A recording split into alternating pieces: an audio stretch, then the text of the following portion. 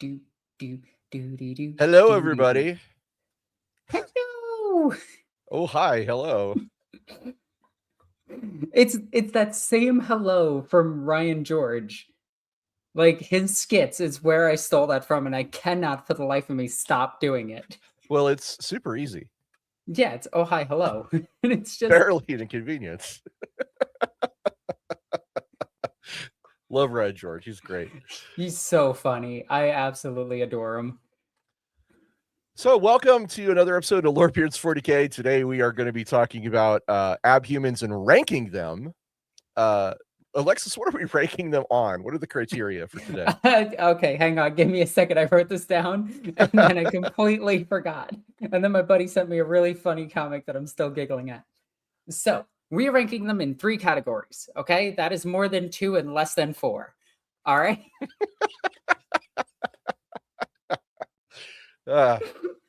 Nothing but the highest quality, locally sourced farm to table content for your listening pleasure today. Chat. We do appreciate you guys being with us. And Alexis is now going to explain what those 3 categories are. First, I'm going to try not laughing because your reaction was amazing. I'm good. The 3 categories are: how cool are they to us? Like on a scale of 1 to 10, how cool do we personally think they are? All right. And me and you, we have our personal biases. And I think that we have to, go head to head and fight each other. The next one is, how relevant are they to the lore? A lot of these guys, they're gonna get pretty low on this because GW really loves making abhumans and then never talking about them. Like, here is this cool lizard person. Yeah. And it's gone. Just like my hopes and dreams. And then fan presence. How often do we see these things amongst the fan base being debated, whether or not you can have a whole regiment of them, or how much the fans actually love them that we have seen, or how much you guys have seen? Those are some great categories. I think we'll be happy to rate these guys on that scale, because Sotek says we should always introduce ourselves. Why don't you introduce yourself, Alexis, and then I'll go after you. So, my name is Norn Queen Alexis. I am a cosplayer, a Warhammer player, a reader of books. I know that's crazy in this day and age. I just really love this hobby. I've been in it for quite a few years, and yeah, I am in fact a human with abs. She's also a very talented commission painter. If you check out her stuff. I'm doing that now. Hi, everybody. My name is Ross Watson. I am a game designer and author. I wrote or worked on almost everything for Warhammer 40K roleplay, with a few exceptions, and did some 40K video games as well, which is one of the reasons why I'm here, because I know an awful lot about the lore and have been involved in Warhammer 40,000 for 26 years, at least. Maybe a little more, actually. I remember picking up this hobby and just going, yep, this is my personality for the rest of my life. That's not how it was supposed to be for me. I literally was just like, hey, this looks cool. I'm going to try this out. And then, yeah, I tumbled into it head over heels. And every time I feel like I am no longer part of the Warhammer thing, they grab me and they pull me back in. I finally made it out. Stuck on a tripwire. I love it. So, Abhumans, you talked about this on Saturday without me because you hate me, obviously. Oof. I'm joking. I was at a dinner and it was very lovely, everyone. It wasn't because Ross threatened to, I'm joking. Could you imagine if people took us seriously? Oh, Lord, I hope not. Alexis, she had a nice family dinner, but I was here with Russell Zimmerman, a 40K author for Black Library, and he and I had a great discussion about Abhumans. You can go check that out if you would like. And today we're going to rank them. So let's bring up that stage for the tier list, because we're about to get some tier list going on. Now, what are the rules for the tier lists, Alexis? So, if you see something that you disagree with and you're just like, oh, hang on a second, both of you are obviously incorrect, and you want to move something up a tier or down a tier, like if we decide that the Leagues of Votann are S tier because they're super relevant, and you're just like, came out of nowhere, garbage, D tier. For a $10 donation, which goes a very long way to helping us out and keeping this going, which is super cool, you can move one Abhumans species race. Well, it's not a race; it's a species. It's a subspecies. Generally speaking, they're subspecies. Yes. Yeah, because they are breedable with humans, but they're not. Huh. Well, obviously, we are looking at these Abhumans through the lens of the Imperium, and the Imperium's understanding of biology is sometimes very questionable. I mean, sometimes Space Marines don't even check blood types before they throw organs into somebody. So whether or not they can be bred with, I think, is a question for the ages.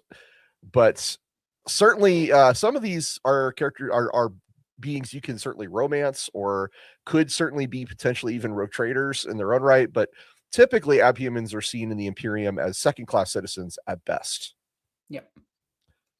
They tend to. We actually spoke about this on Saturday, that the Imperium tends to really look at Abhumans and pigeonhole them. They put them in these little narrow ranges for the kinds of things that they can do in the Imperium, and they don't really explore their potential very much, which Russell was like, yeah, I can't talk about the things I may or may not be doing that explores them a little more. I mean, could you imagine like Ogrins doing other things instead of just being shock troops? Well, they do lift and carry heavy things around, or drive forklifts, but Or, not pull entire chimeras because they're too scared to go inside and get the med pack. right.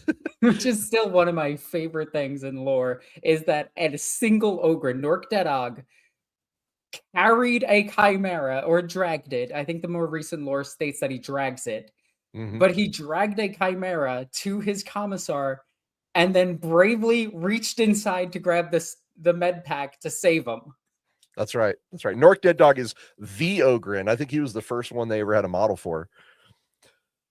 God, he's so cool. I like Nork Dead Dog. I used to have a bunch of Ogrins for my Astra Militarum army back in the day. They were so cool.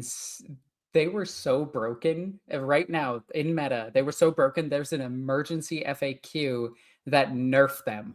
Wow. It nerfed the entire Grizzled Company because the Grizzled Company had a 60-something% win rate.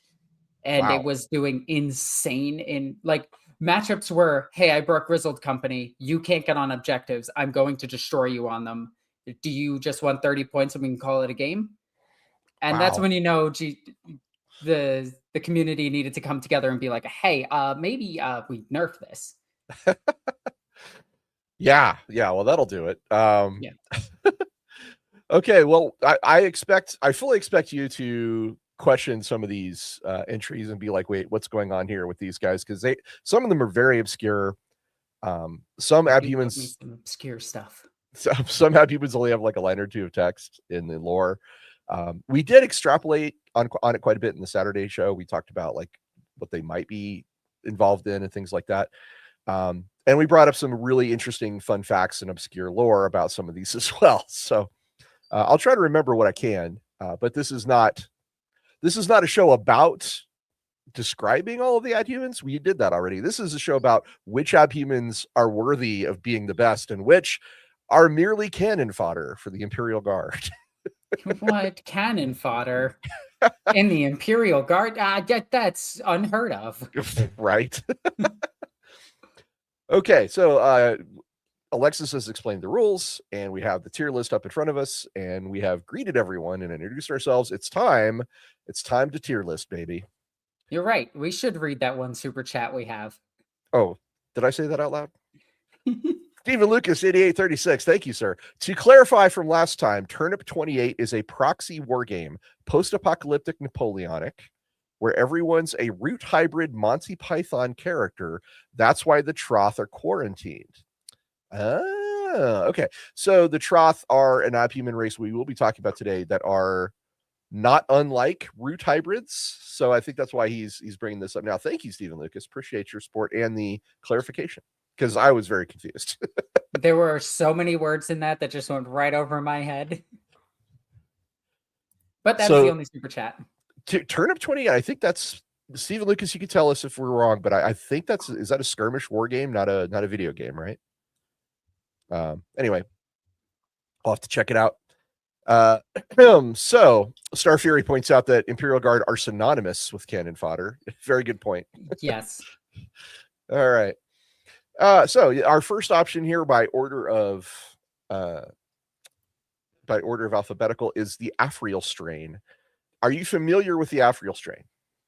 If I said no, would you explain it to the audience? I certainly would. So this was actually fun on Saturday because Rusty and I are very similar to the same age, and Rusty was like, well, this is what happens when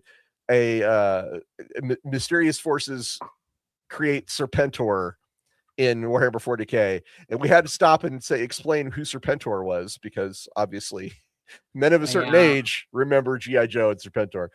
So the Afriel strain, they are cloned from the genetic templates of great Imperial heroes, and they are pale albino warriors. Their most notorious trait is that they have freakishly bad luck, and they are mistrusted socially. They most people just don't like them, don't want to be around them. Isn't that just the Lamenters? Oh no, these are Lamenters Light. These are Lamenters Light. So the deal with the Afriel strain is that when they were created and put into service, these guys succeeded wildly at the first stage of every campaign they were in. Like, they would make a push, and that push would be super successful. But everything after that would be god awful. They suffered horrible losses and horrible setbacks after their initial, like, hey, we're here, we're doing good. All right. Do we have like a description of what they look like or anything? Well, they're very pale. They're albino. There was no official models ever made for them, but there were some that were painted up. I think Lexicanum has an image of them. If we can get an image so we can show the audience, that would be terrific. Okay. Just a moment. It's not a great image, but I have one. Whoops. All right. Let's see what it is. It's not working real out well for me. Just a sec. I am like expecting a My Chemical Romance fan, the way you described it. I'm gonna have to blow it up too because it's small. All right. This is not a great image. It's the best I can do though, fellas. I think I need to stop sharing this one. Alrighty. And then I have to do that entirely. Sorry. Okay. Sorry, technical difficulties, everybody. Here is the Afriel strain, the best image I could find for them. They were in a White Dwarf, I think. So so it was somebody that painted one up for a White Dwarf then. Yeah, exactly. Okay. Wow, they are very, very, very pale. You are not lying. Somebody was like, I don't want to paint skin. I just want to paint white. Yeah. It's a random human. Yeah. So also known as Homo sapiens maledictus, which is just a really cool name. One of the people that they got DNA from to make these guys was Lord Solar Macarius. And wait, really? Yes, Lord Solar Macarius, of course. We'll have to do a whole episode on him. He's amazing. Yes, but he was one of the greatest heroes of the Imperium in earlier eras. Yeah, they were stronger, faster, more intelligent, and for no reason that anybody could determine, everyone hated them. They just had a massive animosity from other Imperial Guard groups, Munitorum adepts, tech priests. Everybody was like, screw those guys. Whoever they are, I don't like them.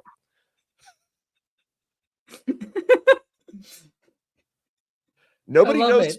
Nobody knows who made them. They just kind of appeared one day, and then they're extremely rare. Like, I'm not sure if they're still running around, but they might be.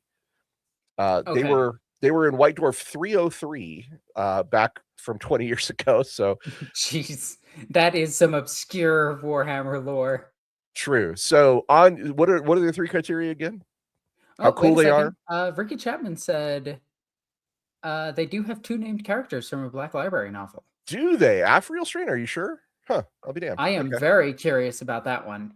Yeah, I don't see a reference to that anywhere. Okay, well, I'll have to do a little more searching on that. But what were those 3 things again, please? Okay, so how cool we think they are, how relevant they are to the lore, and how many fans like them. Like the fan presence. Do we see miniatures of these things painted like entire regiments, or is it just like something that is just casually mentioned and maybe in the background? Well, I up until just now, I had thought that they had never existed outside of that White Dwarf. So I'm really they had rules. They did have some rules back in chapter approved for 2005, so you could field them in your. You could just upgrade your guardsmen to be Afriel Strain. Wouldn't that be a downgrade? No, technically it's an upgrade because they got and they shall know no fear as a special rule, but Okay, that's pretty good. But in return, everyone had preferred enemy against them. That is horrible. Right? It's not they couldn't take inquisitorial allies or Munitorum priests, or sorry, Ministorum priests.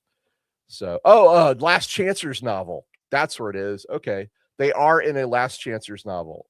Gav Thorpe wrote it. Of course they'd be in a Last Chancer's novel.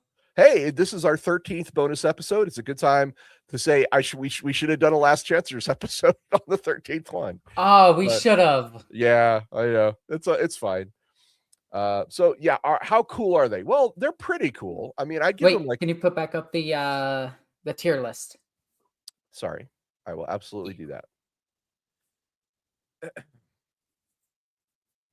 Boop. There we go. So I think they're pretty cool. I'd probably give them like a 5 out of 10 for cool. I mean, they're just pale white. I don't know. I'm thinking like a 4 out of 10 for that. Okay, fair enough. I mean, it's the Serpentor nostalgia is strong with me, so fair enough. So 4 or 5 on coolness. What are the other 2? Relevance to the lore. Barely relevant at all. These guys are a mention in a White Dwarf, a chapter approved article, and in 1 Black Library novel. Maybe a 3. And how many miniatures of this have you seen out in the wild? I have 0. never seen it. I sadly think that this is a D tier. I'm gonna go C just because they do have a novel. They are in the Last Chancers, so right. Let's say the D tier for the absolute garbage. There's nothing there. Well, I'm not gonna say garbage, but there's nothing known about them. The trash garbage. Oh no. Sotek has just showed up in our chat. He's declared a law. Thank you. That means everyone who shouts WOG gets a 5+ invo save until next turn. Oh my god. Okay, quick, everyone WOG, because you don't want to get hit with Abhumans. I think C tier is pretty reasonable for Afriel Strain because they just aren't that cool, not that important. They're cool enough to be like fun to talk about, but that's about it. I agree with you on that, but I'm trying to think of how I would do like the skin tone for them, because we want to make it like the absence of pigmentation completely, not just like where it's albino, where there is still some in there. I want it to be completely absent, so like pale white and pink, so like you're seeing right through the skin. And I would actually paint out the nerves on them, on their like arms here. Yeah. Well, Rusty speculated that quite possibly someone had used this as their army in the studio, in the Games Workshop studio, and just rolled like nothing but 1s and 2s. That makes sense. And that's why he was like, screw these guys. I'm going to write them up as the unluckiest thing ever. But yeah, I don't know. They are a Mary Sue of such untold proportions that it loops all the way back around to fail. as 1d6 Sean says. So. To the merry fails. Alrighty. You know what though? Are there any data sheets or something like that for Astro Militarum if you wanted to play with Afriel Strain that you could use? Oh, geez. I mean, you could just use the regular guardsmen to represent them. I kind of wish Penal Legion was still a thing. Oh, I same. really, I really wish we had Penal Legionnaires again, but they are just ungodly hard to balance. But yeah, no, I can't think of a single thing. Maybe if you just ran guardsmen, like just standard guardsmen, like not even the Cadians, I would probably do like probably the Death Corps is the best representation for them, but they're too disciplined. I think guardsmen are too disciplined for them. That is such a weird complaint. Yeah, I think you're right. I think they are where they are, and that's where they need to be. So just leave them alone there. I think. I'm actually gonna double check to see if there's any like units I would run for them. Morning But to I Chris. think Morning to Chris points out these guys would breed true. They would, unlike the Gland Warriors, which we will talk about later. These guys breed true, which is interesting. That and somewhere still exists. I believe the Mechanicus was the one behind these guys. That they were trying to create the ultimate human. Although it's very Fabius Bile like, and although they're not on the list, Fabius Bile has his own group called the New Men and the Gland he also has Hounds. the Gland Hounds. The Gland Hounds, yeah, which are similar to Abhumans, but they're also extremely I didn't put them on this list because they're not. Because they're not abhumans, they're mutated humans, like actual mutants. Well, you see, the line gets blurred on the Venn diagram of what is an abhuman. It does cross over with mutants because navigators. Exist. True. And it does cross over with evolution. It crosses over with adaptation. It crosses over with modification, which is what the Afriel strain is. So abhumans are a big gray area in 40K, just different shades of gray. Although I still argue to this day, when Fabius Bile got his own detachment, we should have got a kit for Glandhounds. Or the New Men, whatever. Or both. Or both. All right, so that's the Afriel strain. Let's talk about the Beastmen. Bum bum bum. Oh, Beastmen is so cool. Most of the time they're chaos represented, but there are Imperial Beastmen as well. Gore Halfhorn from Necromunda is a Beastman hired gun, and we just had a kill team of Beastmen released. Mm-hmm. And there's Zangors, which are also in 40K as well. But Beastmen go all the way back to the original Rogue Trader, the first edition. Beastmen is so cool. In first edition, they were allies that you could take for the Imperial Guard, who were cannon fodder because that's what they were used for. They were highly expendable, which even your standard Imperial Guard trooper is like, I'm not expendable, am I, Commissar? Yes. Commissar? Right? And we've got ATS 7166. Thank you for supporting us, sir. Beastmen, unworthy of the name Abhuman. LOL. They are, in fact, Abhumans. Beastmen are stable to some degree. They have the most variety in terms of all the Abhumans. Like no two Beastmen look the same. And they always have animal features. So if you are a furry in 40K, you are either a Beastman or a Felonid, which we will talk about in a bit. I like that you call them Felonids. I call them Felonids. Whatever. Felinids. I know, but I just love the way that we pronounce things different. It's great. Beastmen do get associated with chaos an awful lot, and the last time I read about them was in the book Gene Father by Guy Haley, which was Fabius Bile, who had a whole bunch of them. Go figure. They are definitely the Beastmen from Warhammer Fantasy in space. They all have the goat features or the bull features, and they have that sort of savage, primitive vibe to them. But when it comes to Abhumans in the Imperium, Beastmen get the short end of the stick. They are the most reviled. Yep. of all. And it is said in the lore that the ecclesiarchy just takes one look at a beastman and starts raving about mutation and deviation from the holy image of the god emperor. And I mean, a lot of the felinids, like the ogrins and the ratlings, are very well accepted in imperial society, to a degree. To a degree. Yeah. But beastmen are almost always just like cross the street to get away from those guys, kind of thing. It, I could just imagine, like, the way I'm judging this list is whether or not a Sister of Battle would put a bolt round into it without thinking. And Beastmen are definitely one of those things. But I will say this, Beastmen are incredibly good on the tabletop. It's a very weird unit, and when they do pop up, they do really well. It's just that most players don't play them because they're just not really they're even though they're a kill team, they're just eh. But they are in Blackstone Fortress. They are in a bunch of different games. They might pop up in Darktide. Yeah, and don't forget Zangors were shown in Space Marine 3. So Yeah, Zangors are a type of beastman. So they're showing up. They're showing up quite a bit. I'm going to say A tier for me. You know what boosts it a little bit more to me is that in fantasy we did get a Slangor, and we finally got a Slangor, and that's cool to me. Granted, you can use it in 40k, but it would be a chaos spawn, whatever, blah blah blah. But I do love the variety of beastmen, and I love that how often they fall to chaos, and they're just a good chaos unit all around.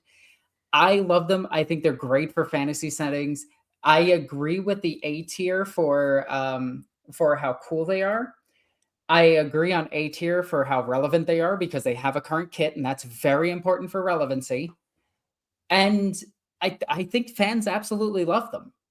The only thing that's keeping them out of S tier is that they're just chainsword, las pistol wielding idiots. So Beastmen are super freaking cool. By the way, Hawk points out that Zangors are in Space Marine 2, not 3. That was my mistake. Thank you. Space Marine 2, right? Yeah, Beastmen are super cool. Honestly, they're one of my favorite armies for Warhammer Fantasy. I love the differentiation in Warhammer Fantasy. You have Ungors, you have Gors, you have Bestigors, you have Pestigors, you have Doom Bulls, you have Shamans, you have all their monsters as well. And I'm only scratching the surface of what Beastmen have to offer as an army. Although I do wish GW would decide whether or not the Zangors in 40k are magic or non-magic, because they are borderline. They're demons. They're real, and in different medias they're two different things, and it irks me a little bit. So here's some thoughts on how I would do Beastmen in 40k a little bit differently. Is I might say something like, because of the Great Rift, entire worlds are now under the sway of chaos, and unchecked mutation is run rampant on some of these planets. Gilliman's Crusade, the Indomitus Crusade, has recaptured some of these worlds, reintegrated them into the Imperium. So you could have Beastmen on both sides. You could have Beastmen who are fully, under the thrall of chaos, and you have Beastmen who the Imperium very reluctantly needs to fill out its forces. So the Beastmen in the Imperium are just kind of like, okay, we don't like you, but we have to use you. So we're going to put you in the Auxilia, the Militarum Auxilia, which is where all the Abhumans go, and start creating first of all, create a unit of them for the Astrum Militarum, a close combat unit, which makes perfect sense for these guys, and give them like a hero unit, give them like either not a shaman, obviously, but some kind of Bestigor commander, or maybe a Minotaur. Okay. That I don't know how that would work in the Astrum Militarum, but certainly in the Chaos shaman, but it's definitely not magic that he's doing. It's rune reading. The Space Wolves can get away with that shit. Okay, a Beastman Psyker would be cool, says Hawk. I agree. So, all right, you know what? Maybe you go back to the desperation of the Imperium Nihilus. You go to, somebody, maybe Gilliman says it's okay, maybe Dante says it's okay. One of those two people gives a stamp of approval, and now there are abhuman sorcerers or abhuman psychers in the guard. Do you know who would say okay to this because he knows how relevant and how needed the Imperium is? Lion. Yeah, Hawk pointed that out, says the Lion would be the one. The Lion would just be like, yeah, no, we got this. Also, I did see a question here. Somebody asks if the list can be changed. Yes, it can. For a $10 donation, you can take one of the Abhumans and switch it from S tier down to D tier if you don't like them and you think they're stinky duty. Or you can move them from D tier to anything above because you know in your heart of hearts that we are wrong and dumb. Obviously, I'm joking. You can move anything with a $10 donation. Well, you can move one thing with a $10 donation, but I got to specify that. We got a question from Rush21129. Are they following the creed? If so, yes. I assume talking about the creed for psychers where they have like guys with guns nearby to shoot them if they die, or if they get crazy, creed. Go crazy. Yeah, I'm not sure what he's saying there, but oh, and Face Octopus points out there is an abundance of psychers post Psychic Awakening. So yeah, so Beastman Psyker would be really cool, and I would like to see some kind of large monster unit like a Minotaur or one of their. It would just be their Ogren. It would be their Ogren essentially. What I would like to see is the biggest one in the squad becomes the sergeant, and he bodyguards for all of them. Well, we got a comment from Iceveins88. Thank you very much, sir. Beastmen are going to S tier. Boom! Look sense. at that. That makes sense. But here's a few other units that I would add. Okay. I would add Beastmen snipers that are goats. Not actual goats, but like you mean like goers? Goat-headed with the lines. I would add in a type of Rough Rider equivalent unit for them. Centaurs.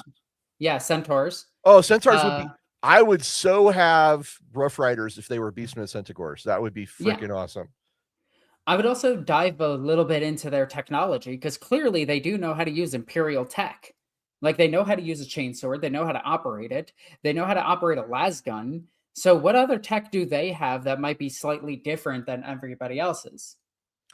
Well, they probably nothing. I mean, just biology is really their differentiator. Oh, I fully agree with that, but it doesn't stop GW from just going, random helmet that gives them like a laser beam on their head or something. Nestor Vitumbra points out that according to Liber Xenologus, which is the newest background book from Black Library, Janice Drake. Janice Drake comments that Beastmen are being reclassified as outlaw citizens, and in time they are likely to end up as a Xenos species entirely. Xenos horrificus. So yeah, the Imperium, of course, is not known for accepting what is not human into their ranks. And these guys are very much not human in their appearance. The one thing I will point out in addition to that is that Janice Drake is incredibly biased. Well, sure. I mean, like, keep in mind, he keeps a Kroot with him, and it's more trusting of a Kroot than most Abhumans. The Kroot's comments will come up again later in this list.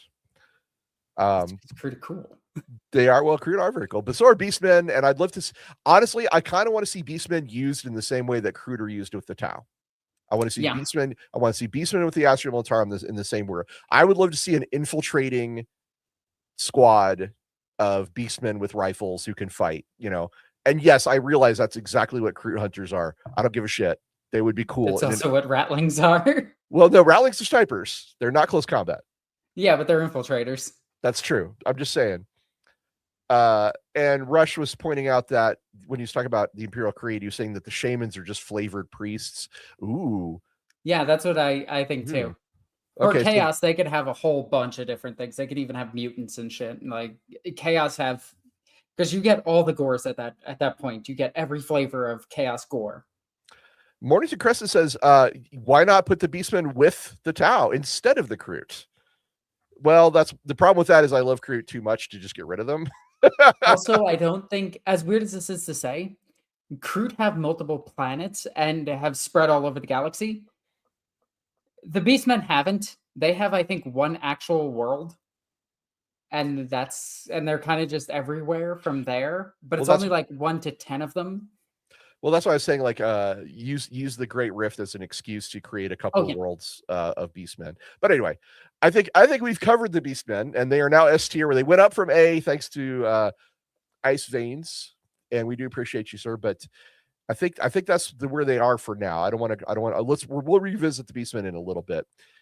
Now I've got one of those really obscure ones for you. Have you ever heard of the Drapanes? the what? The Drapanes, Drepanes, Drapanes. This sounds like some kind of like techno band from Germany, So they are in Liber Xenologus. They're also from the same book that we were just discussing. which is a really good And book. all we know about them is that they are an abhuman strain who have sickle-like heads. Now, I'm curious, have you ever seen a movie? It's an older movie. Have you seen the movie called Nightbreed by chance? I really thought you were gonna reference Pitch Black when No. you said scythe-like heads. No, I haven't. All right. Well, in Nightbreed, they have a guy who's got a sickle-like head, and what it's kind of like that old mascot for McDonald's, Mac the Knife, where it's like a crescent moon. You know, the jaw is a little long and the forehead's got a curve to it. Okay, so it's a bad moon. Got it. I mean, yeah, they look a little bit like the sigils used by orcs and goblins for the crescent moon. That's what I have in my head when they say sickle-like head. That's what I imagine. I don't know if that's true, but that's what I imagine. I'm Oh, trying to think of like how a scythe head could look. And yeah, that's what I get too. Nestor Vitumbra, this guy owns Liber Xenologus, and he wants to make it everyone's problem. I love that. Nestor Vitumbra says this is not Drake's personal opinion. He's simply commenting on what the authorities are doing. Drake believes that abhumans are repulsive mutants, fair, but useful, still fair, and far more clever than they appear. Hey, an actual like compliment. And Nestor Vitumbra points out that the crew accompanying Drake is essentially 40K Chewbacca, including a life debt. Yes, yes, it is. Like it is 100% just a Chewbacca reference. So But I would read like all the stuff I read about Janice Drake. I think he had 2 books prior to this one. He very much is very self-centered, and everything he writes is his opinion. Micah points out that the sickle-shaped head is a very strange and specific mutation. It is. I think it's actually a sly reference to some of the mutations you could get in the old Lost in I the think it Damned. is too. Go ahead. Like, no, I think it is too. Like, you know how you get the pogo leg, like not the pogo leg, but the backwards bending leg that gives you +1 movement because you hop around. Yeah, that's from Lost in the Damned, or what's the other one? The something of chaos. Realm of chaos. Realm of Yeah, chaos and Realm of Lost Chaos. I was gonna say Sigil of Chaos for some reason. Well, here's the thing. Unfortunately, Drapanes are the lowest of the low. We don't know enough about them. Nobody makes miniatures of them. They're not even particularly cool. Yeah, yeah. I mean, I would love to see someone attempt, but we don't know anything about them. And I believe that these guys are so obscure. It's quite possible that people listening to this are probably finding out about them for the very first time. So I mean, I am. so yeah, D tier. They're D tier. We'll probably never hear from them again, which is probably fine. Where they belong. Out of nowhere, 12th edition, GW decides, you know what? Here's an army of them. Well, They were next, actually around this like heavy gravity thing, and they just reappeared. oh, Benjamin Fraser, 6654, points out, I think there was a guy with a crescent moon head in some early John Blanche art. Possibly. A lot of John Blanche art does feature some weird, sketchy, like shapes. So that it could be a reference to that, he says. You might be right, sir. I don't know. If you can find that, if you find it, put it up, boost it up here, because that might change your opinion. Or post it in the Discord and tag me or Ross. Yeah, absolutely. If you can't find it during the show. All right, so next up we've got a fan favorite, the felinids or felinids, depending on how you want to pronounce it. The kitty cat people, who are definitely not horrific monsters, but instead cat girls. Why don't you talk about them? Because everybody got to hear me and Rusty go on about cat girls for a while. So go ahead. So, from what I know about them, they come from one planet. They are extremely good at seeing in the dark. They have night vision. They're fast. They get distracted easily. And I don't know where the actual lore is for them that wrote this all down. I think I've read too much fan lore about this than the actual thing. But from all I know is we do know that they have feline-like features and are covered in hair. Right. Their genus name is the Homo sapiens hirsutus, which means furry. That is hilarious. Yes. They are known as being native to a world named Carlos McConnell. Yes, that is the name of their homeworld, which is oddly specific. And I swear to God, somebody in the design studio just either had a beef with Carlos or had a friend named Carlos and wanted to put him in the lore somewhere. So whoever you are, Carlos McDonald, I hope you appreciate this. It's just a sly joke at his friend for being a furry. Oh, Morty Crescent says, I have provided every commissar attached to Carlos McDonald with the laser dot sights, red dot sights is what they're called in 40K, to better control their charges. So they use laser sights to get the cat girls to comply. And Nestor Vitober says that felinids are just beastmen with a sense of hygiene. You're out of line, but you're not wrong. Micah says they're either cat girls or the cat species from Elder Scrolls. What is it? Oh my God, why can't I remember the name of that species? Pick your poison, he says. Okay, how do you see them? Do you see them as more Thundercat or cat girls? Well, that's the thing. We don't know enough about them. Khajiit, thank you. Yeah, the Khajiit were the ones that we were talking about from Elder Scrolls. Felinids, so according to Drake, Janus Drake from Xenology, he talks about them. His crew mercenary, Grek, said that the felinids are the most efficient killers in the Astra Militarum he'd ever faced. According to Grek, they were just fierce and feral and had really nasty claws. Drake thought that Grek was full of shit, though. So, because according to Drake, Grek, the recruit, cannot tell humans apart very well. And yeah, he's highly skeptical that is accurate. That's literally all we know. So they might be anime style waifus. They might be Khajiit. They might be anything in between or even beyond. So the best part is that might have been an assassin attacking him. And he was just like, wow, this cat girl is amazing. Maybe. I am clearly a felinid supporter with my cat ear headphones. Now, since you are a Warhammer aficionado / writer, how much of a cat girl do you think they are? Do you think they're Thundercat or cat girl or Khajiit? Where in that triangle, where do you put them? Okay, so fun fact. There's room for all of these in 40K. If you really like the cat girl waifu approach, there is third-party people you can find on the internet. I would recommend looking at Etsy. And you can grab some heads for your Astra Militarum to make an entire regiment of felinids.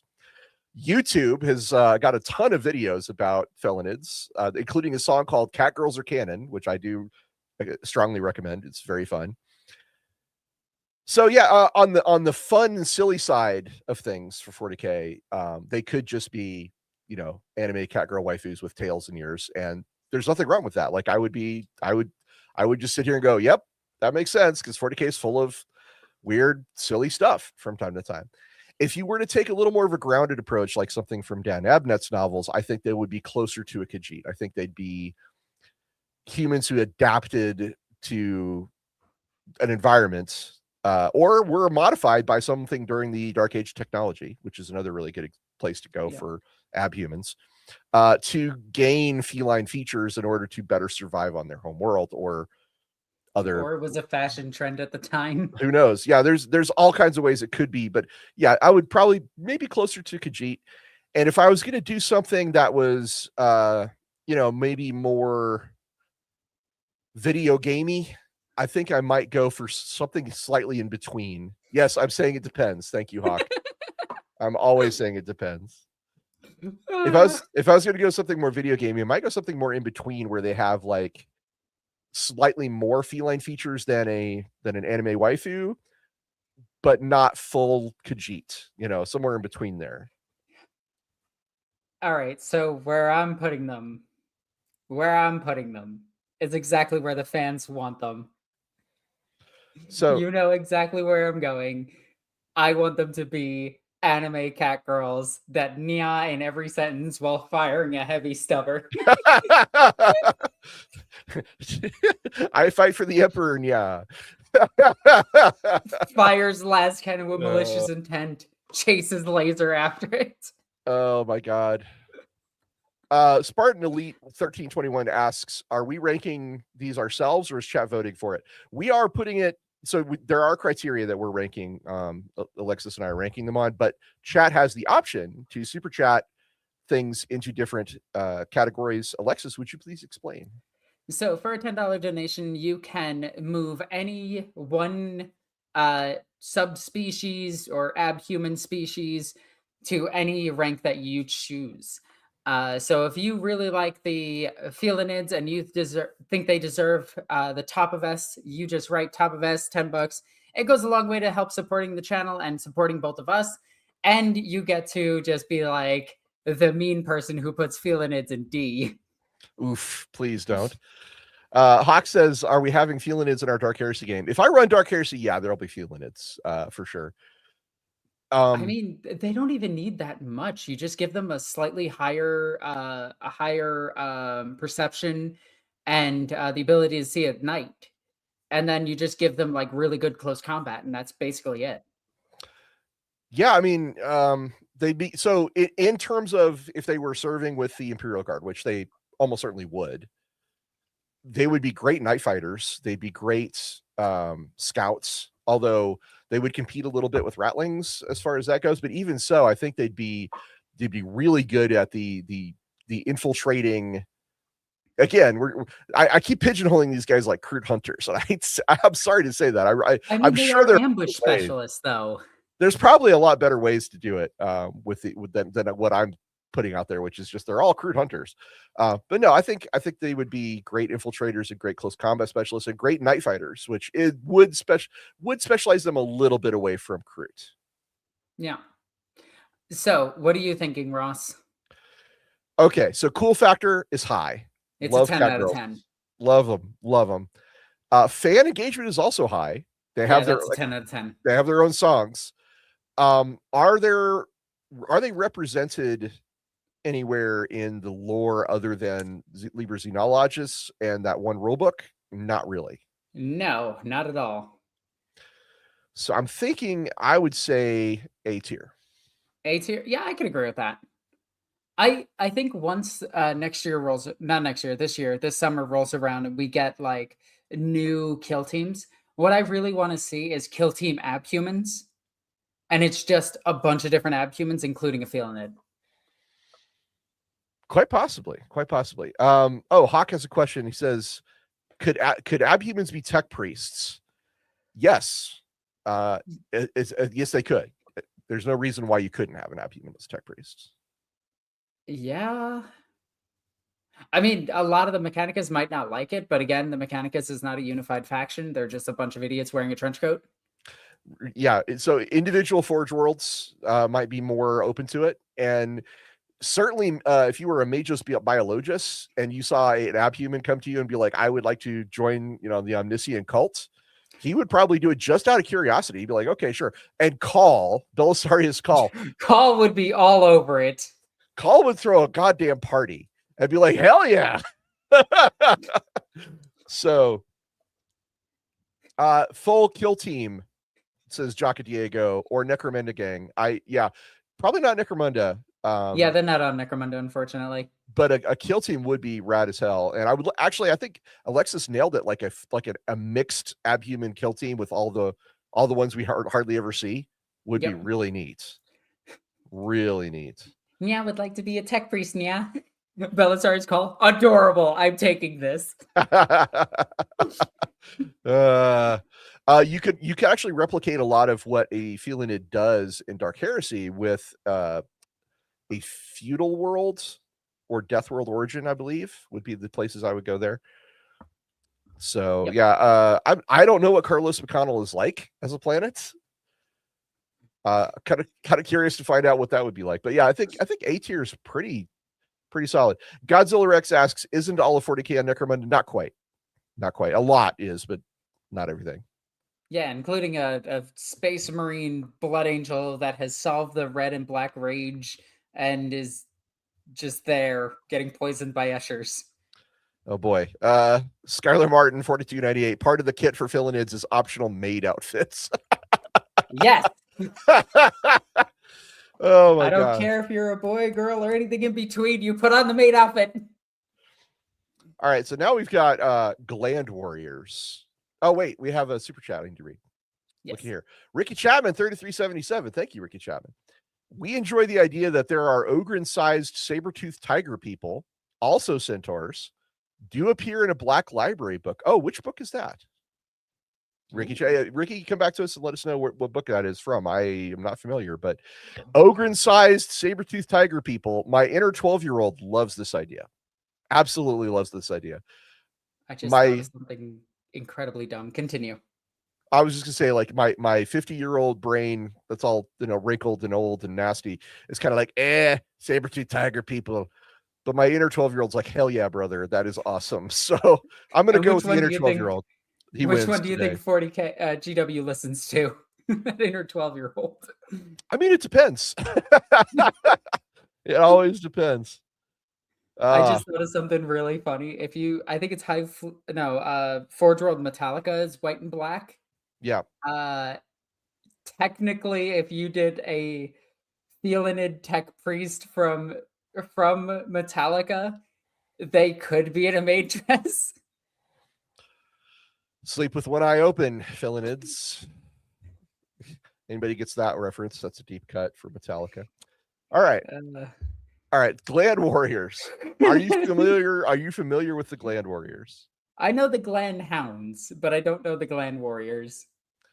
All right, well, the Gland Warriors, these guys are wild. They actually had a model, I believe, for Inquisitor. One of the guys from Inquisitor was Sergeant Stone, and Stone, I believe, had a model, from Inquisitor. So Inquisitor was the game that came out in 2001. The game that died almost immediately. Well, it had 54 millimeter miniatures. These miniatures were huge.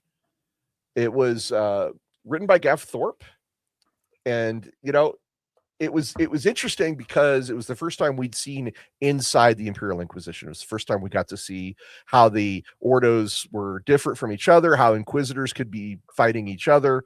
It was pretty fascinating. And as part of this, they had a guy called Sergeant Stone who was a Gland Warrior, and that's where we get the initial set of these guys. Is there the model for him? If you want to do me a favor, Alexis, and maybe find that model for Sergeant Stone from Inquisitor, that would be super handy. It's not a great model, to be really clear with you guys. It's just not. But Gland Warriors. So these guys, they're called Homo sapiens octus glandulae, which is just they're basically. Sorry, I just saw something, and I gotta point this out, and you will love this. Okay, continue. Oh, Nestor Vitumber says there is now a 28 millimeter version of him for Kill Team. Okay, yep, Nestor, I'm getting that guy as well. Okay, cool. It's not officially him, says Nestor, but it's based on that classic model. So the Gland Warriors are a force of Imperial Guardsmen that were basically surgically modified to become juicers from rifts, if you're familiar with that.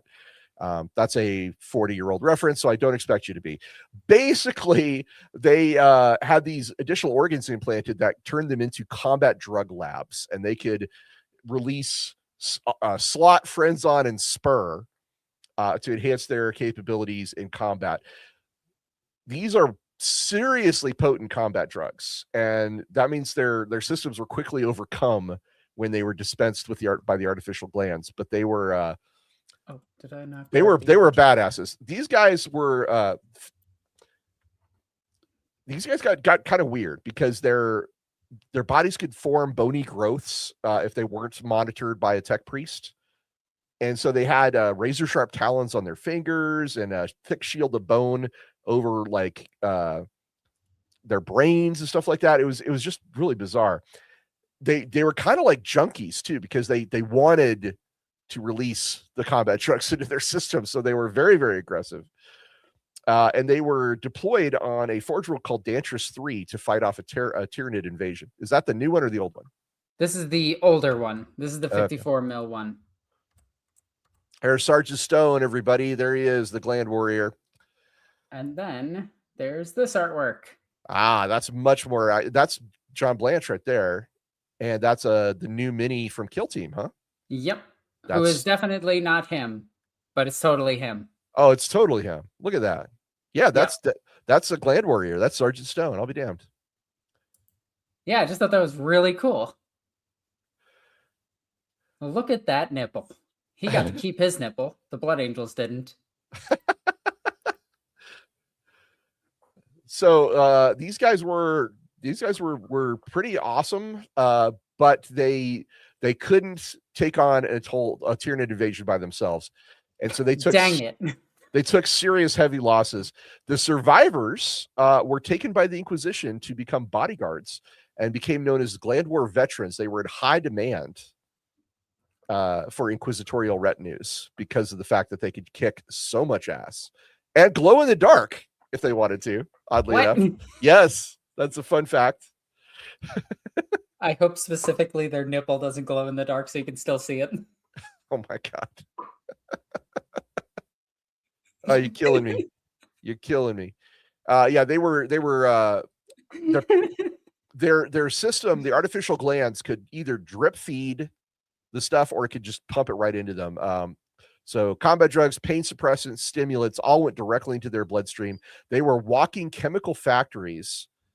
However, the side effects were pretty nasty. These guys actually were known to die of heart attacks. Even outside of combat, they would sometimes get so wound up by either their addiction or by the drugs that they would just keel over and die. They just because their hearts couldn't take it, their systems couldn't take it. They remind me of elite chem dogs. Yeah, Salvar chem dogs are a lesser version of these guys. And then like their mega evolution is actually just an assassin. Not Calidus. What's the assassin that takes all the drugs and just goes crazy? Eversor. Yeah, that's their final evolution.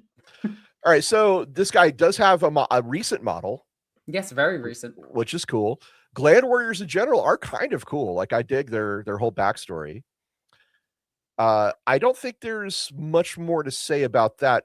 So the three categories are relevance and how cool we think they cool are, factor and fan presence. Do we see these things? That is a question. Like, does anybody know of Gland Warriors showing up outside of that one kill team, or anybody doing things with them? Probably not. No, unfortunately, I think the Guard Regiment is way more well known than the single elite warriors. I'm going to put them into B tier. Yeah, I think B is fine. It is cool to see, like, they're really cool, but they remind me too much of like Eschers. Well, again, I do feel like they were channeling Rift's juicers in 2001 because Rifts had only been around for 16 years at that point. Maybe less, actually 11 years. Yeah. So Rifts was only about 11 years. More like Bland Warriors. Oof. Ooh, Hawk Hawk coming in with the crushing burn. Damn. Oh, this is an interesting comment. So there is a fun theory. Goliaths are they show a lot of traits very common to abhumans. They have larger than human physiques, and they die at like very young ages. Like some Goliaths only gets about 10 years old apparently before they grow. I like the theory that Goliaths have access to a lot of the Space Marine augmetics, but no understanding of how to use them. So they just enhance their genes like crazy. Well, if But if oh, if go the ahead. if the Aphriel Stranded Gland Warriors are considered abhumans, even though they started as human, then Eschers and Goliaths certainly could be, because they are kind of doing it to themselves as opposed to someone doing it to them to modify them. That is very true. Although Eschers are also insane. Well, insanely cool. Yeah, they have a poison that kills Space Marines through their armor. I think on the Venn diagram, I think Eschers and Goliaths are certainly there's a crossover. I do think that if they ever, like, we do know that Eschers and all of the gangs have left Necromunda and have done other things in the galaxy, but they're for the most part constrained to just Necromunda. They're not used as abhuman auxiliaries at all. But I feel like GW is missing a huge market with not letting the gangs be a part of 40K. I would love to see Necromunda Spirers be able to be part of an Astra Militarum force or an Imperial Agent force, because that is literally my favorite. If you want to know my absolute favorite piece of lore and all of 40K and 40K related stuff, it's the Spirers of Necromunda.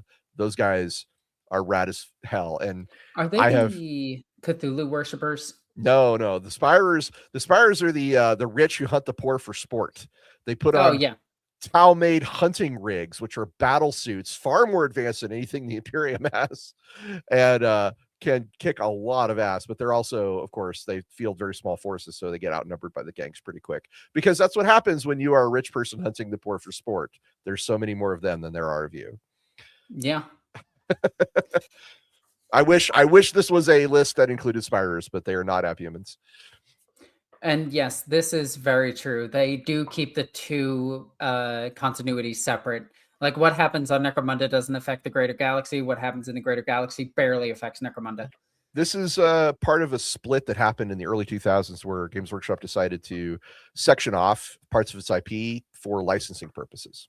So that if you license 40K, you do not have, for example, the license for Space Hulk, even though Space Hulk is very much a 40K thing.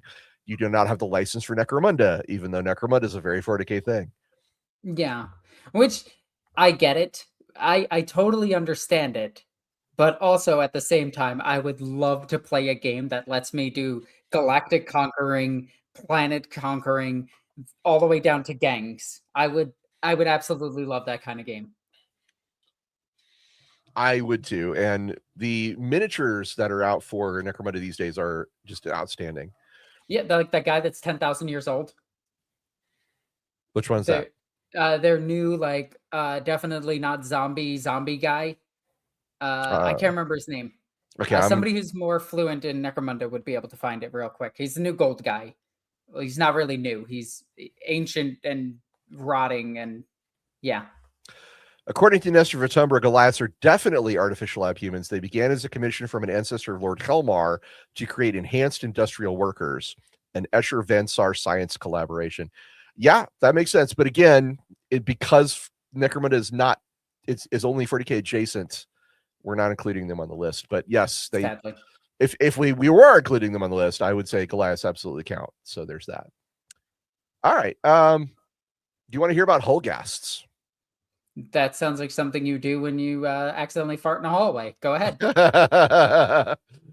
Holgasts are the abhuman that I was involved in the creation of. This is from one of my first books for Dark Heresy.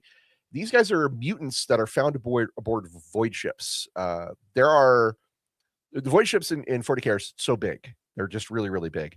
That there are parts of the ship that are sometimes never even visited for months or even years at a time. They call these the black holes, where these powerless sections that they shut down and just sort of keep separate from the rest of the ship.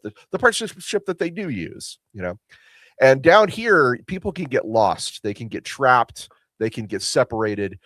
And over time, thanks to exposure to things like the warp engines or other factors on board starships, giant nuclear reactors, it's no big deal. I mean, radiation and chemicals are just two of many, many possible things that could be bad for your health.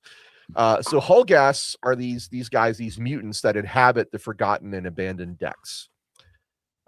They're typically hairless. They have leathery skin. Their arms end in vicious talon-like claws. Their faces are oversized mouths full of jagged teeth, and their bodies sometimes manifest horns or tusks.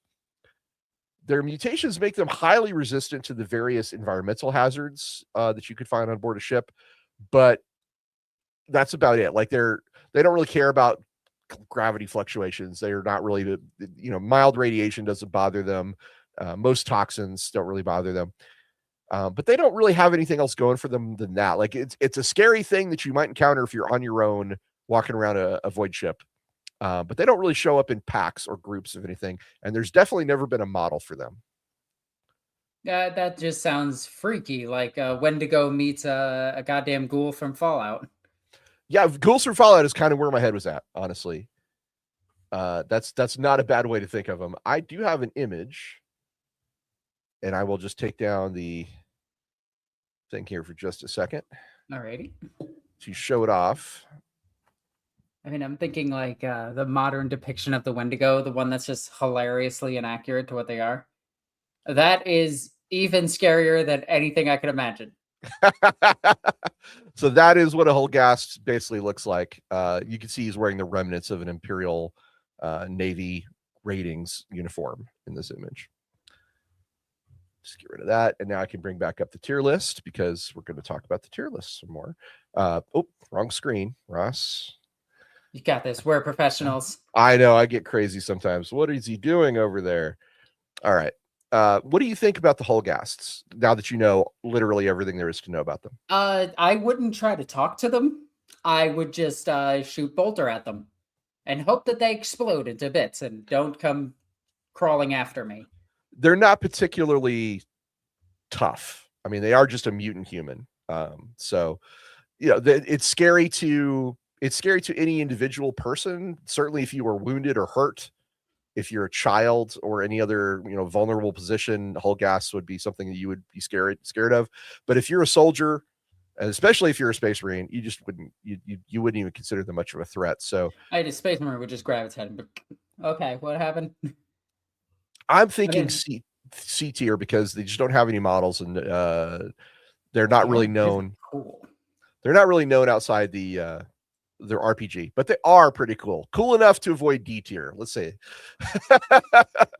They're in C tier for cool. C is for cool. That's good enough for me. We got a comment from Micah. It seems like you can't really use them in war, so I guess they're kind of relevant or not. They're not. Yeah, it's not especially relevant. Okay, hear me out on this. How many times do you think that they have destroyed chaos incursions on their ship?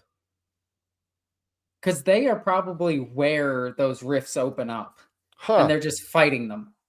That's an interesting story. That's a story I'd like to tell, is the hull gas that actually saves the whole ship.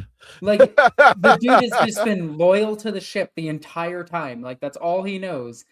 The ship is his home. The ship is his territory. Yeah, the entire time he's just fighting demons, knows exactly what they are, and is just like, oh, I guess I gotta go killing again. And then it's just like a battle of the monsters. That'd be a really cool short story. Like I could even see that for something like Black Library Horror. Would be really fun to do. Yeah, that'd be hot. Like, I could see the start of it too. Like, it's just a naval officer sitting at a table, and a guardsman is telling a spooky story, and he's just like, oh, let me tell you about those things on board my ship.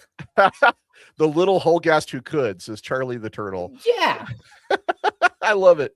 I love it. Dude's an unintentional hero who thinks he's being rewarded from those above him whenever like stuff falls into his enclosure. He praises the emperor. He's just like, all right, I guess I gotta kill again. Okay. Black Library, if you're listening, contact me. I will write this story. It would be fun as hell. Nestor Retumber says, would it be correct to say that the relationship between Gilliam and Hulgas is a matter of degree? Hulgas being what happens when a Gilliam lives a very long time. Yes.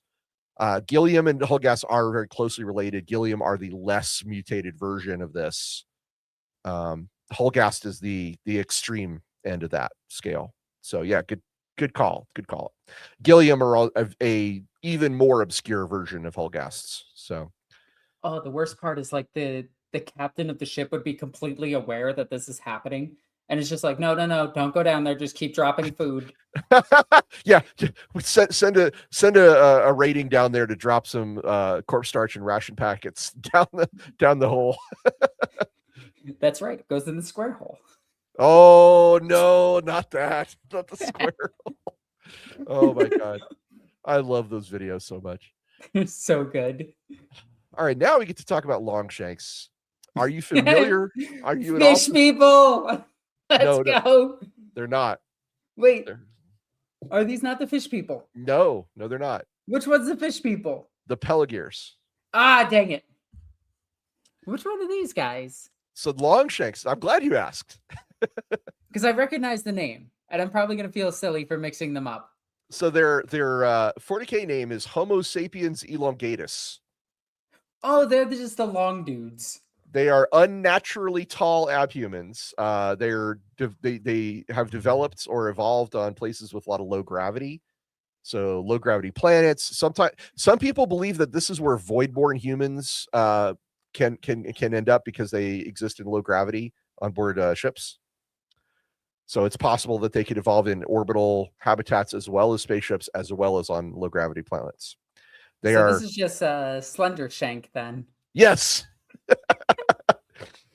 They do serve in the Auxilia, according to the lore. There is the Drunian Longshanks. Their entire purpose is to get things off of the top shelf. That's from a novel called Predator Prey. Okay. The Drunian Longshanks. They were also mentioned in the 6th edition Warhammer 40K rulebook, and they're also mentioned in Liber Xenologus. There is a world called Orin's Well, which is a planet that was overrun by the orcs, by the Beast, actually. You remember the War of the Beast? Oh, yeah. Definitely the best series of books. The War of the Beast.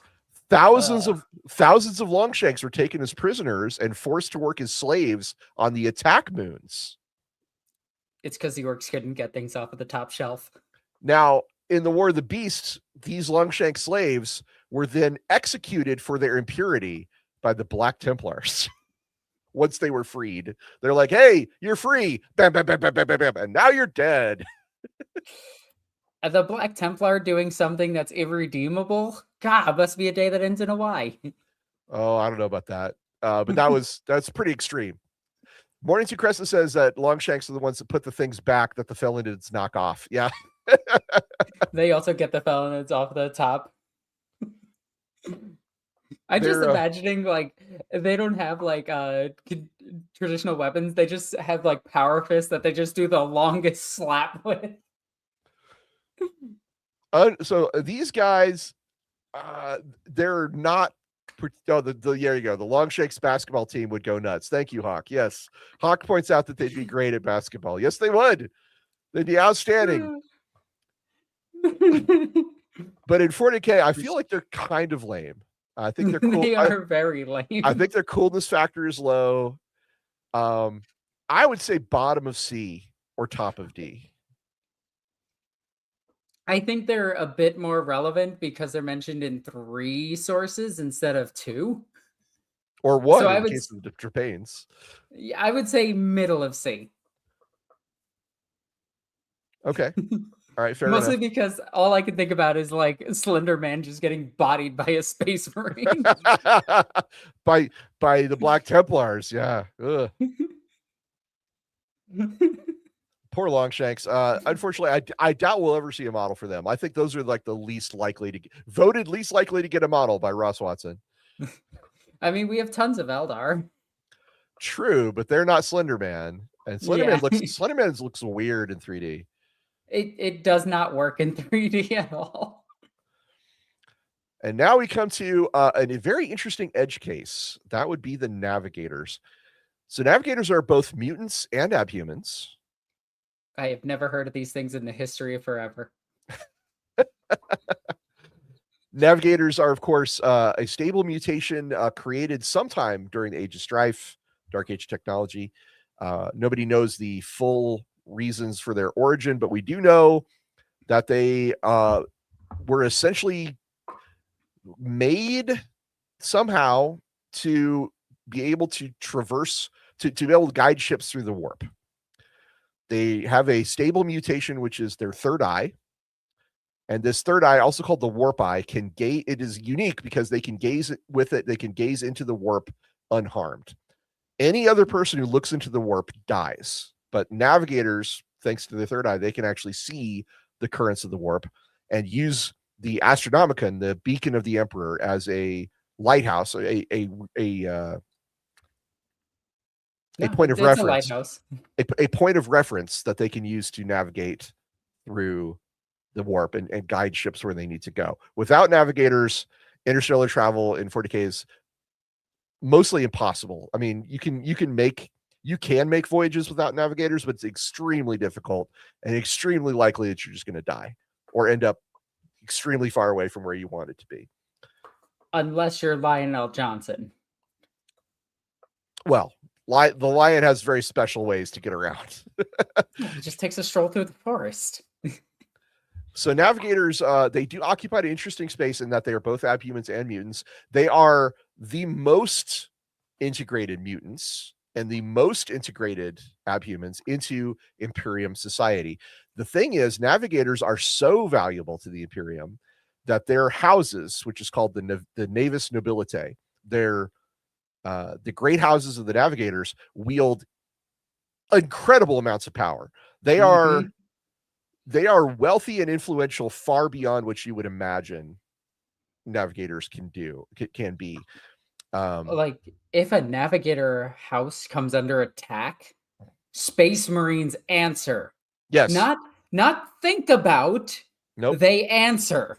Because Space Marines want navigators to, help them get around. Like, even Chaos Space Marines tend not to kill navigators because they also need them. Not as much, but yes. They're still valuable. Yes. I mean, they could always get like a possessed human to do it, but then you have to trust the demon. Well, especially if you're a group like the Red Corsairs or the Alpha Legion or the Night Lords who don't go full on chaos worship, they prefer navigators as opposed to the possessed option or the demon option. I actually think doesn't Abaddon use a navigator as well instead of a demon? I think so.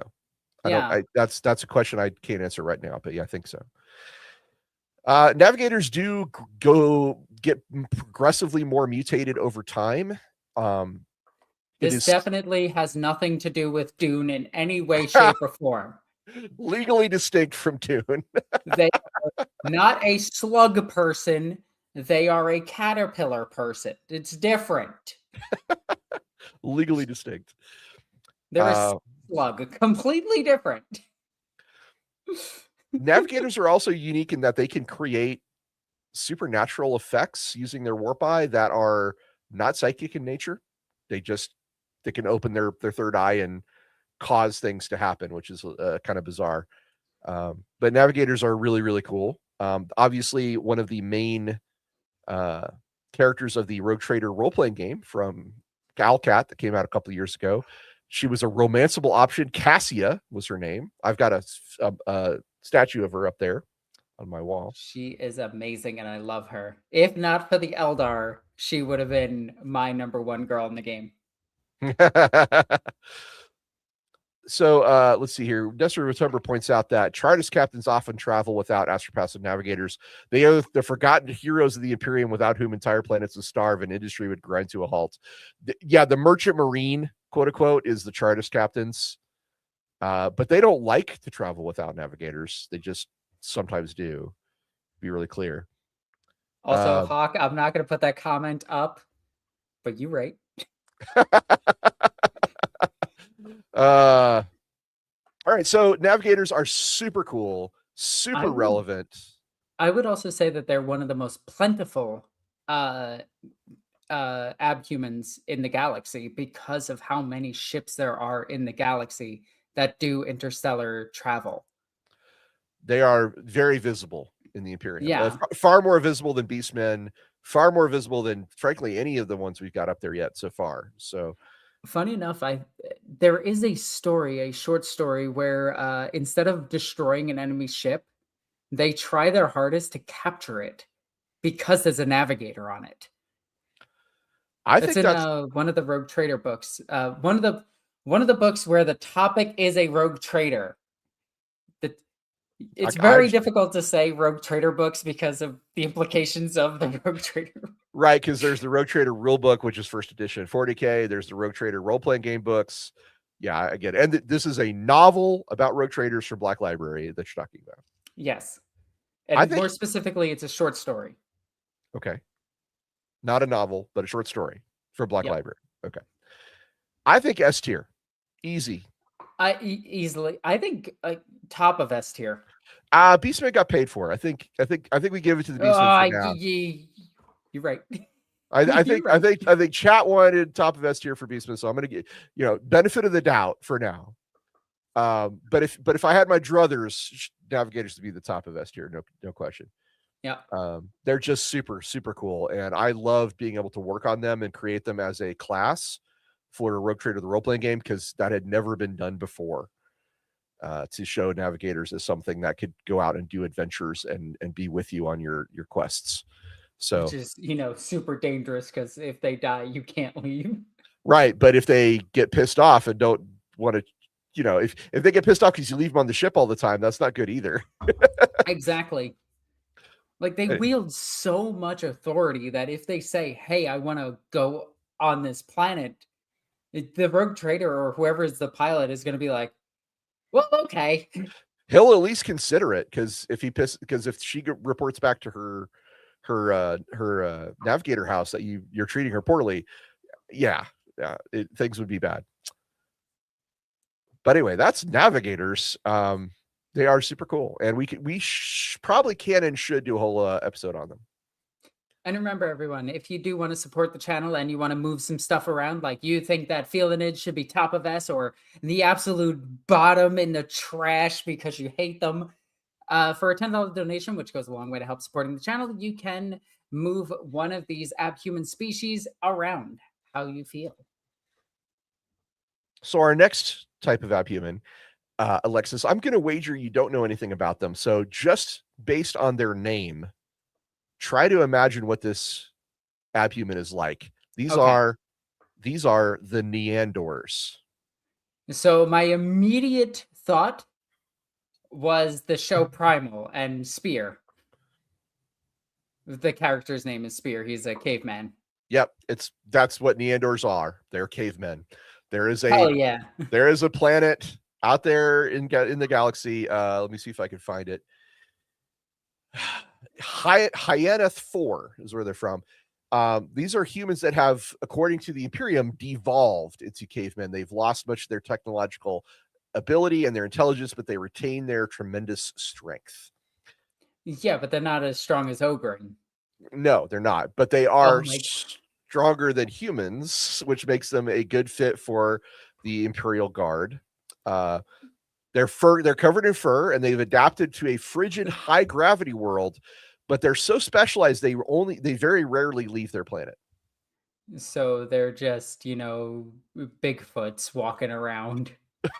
Not even Sasquatch. I think they're smaller than Sasquatch. I think they're Littlefoot. Got it. Oh wait, that's a dinosaur. Medium foot, normal foot. I'm saying just like a picture a swarthy man with like a lot of hair who has, kind of brutish features, and I think he's a caveman. You're describing Victor. Oh, I would never call Victor a caveman. I'm joking. I'm joking. I can make jokes about my fiance. I love him. He is built like an assault refrigerator. We know this. All right, I'm just gonna say it outright. D tier for Neandors. They're Okay, garbage. hold on. Hold on. Hold on. Hold on. I fully agree with you, but I think that they have a very important role in Guard where, they're like living servitors essentially. You get them to load all of the equipment. Oh, this as Azariah says that Ross thinks Victor tier is D tier confirmed. No, I am not putting Victor in D tier, putting Neandor in D tier.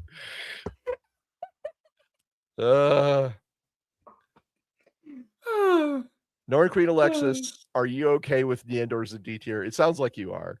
I am. I am. I'm trying to think of like how useful they would actually be, but no, I mean, they wouldn't be a good shock troop. They wouldn't be really a good anything troop. They'd be good for like holding a garrison while everyone retreats.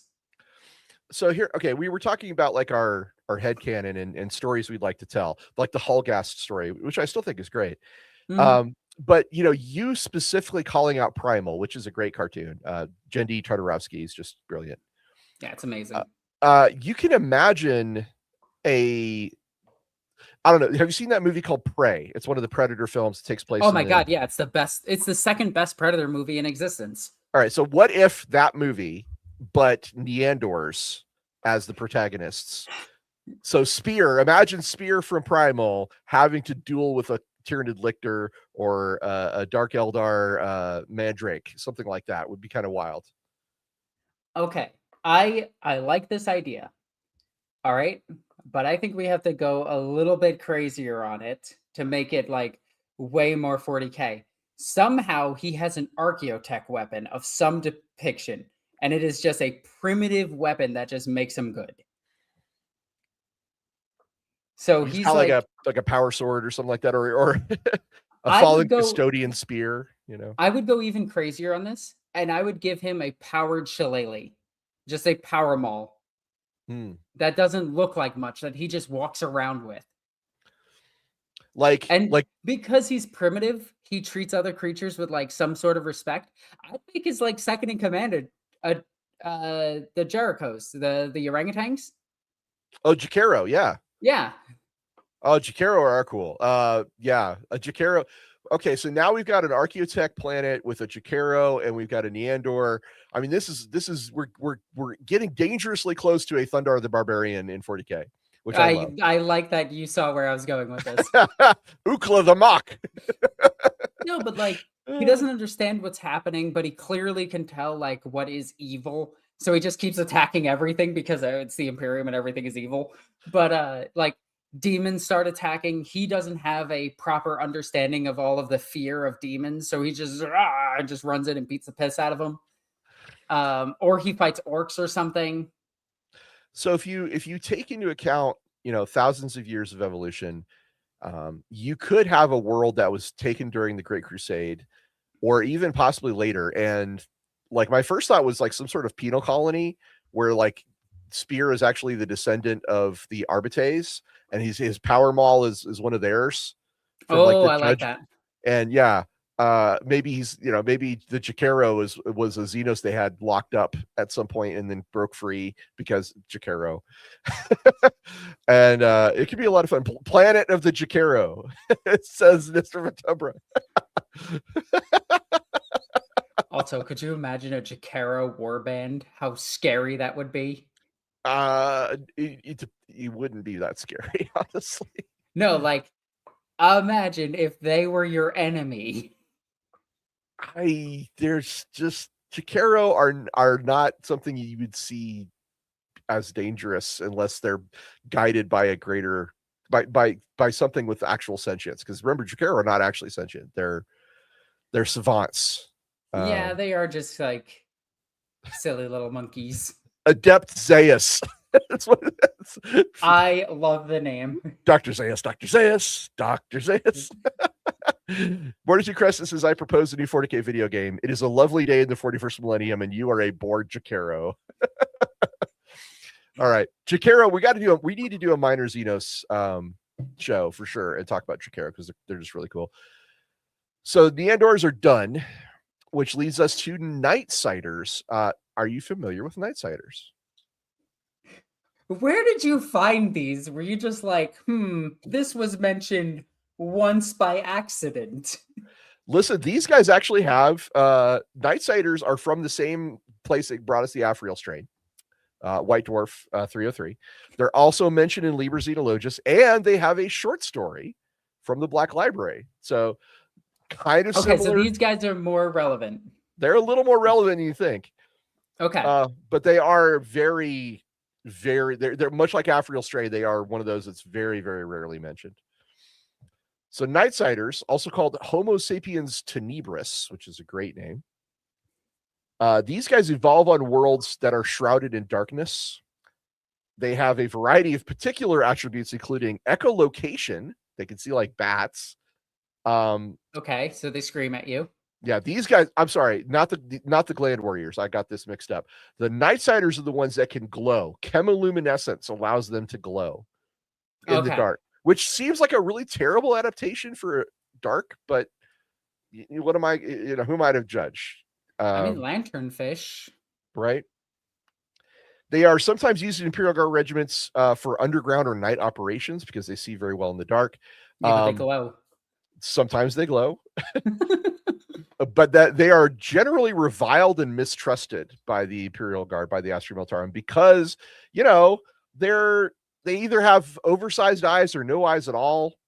The only model that's ever been shown has no eyes at all. So it's the same kind of conversion of a guardsman, like the Afriel strain. So they don't have any eyes, at least on the model that they showed, and that's creepy. I can see myself going, okay, bud, we're really glad you were here to help us fight those things in the tunnels. Could you go somewhere else now?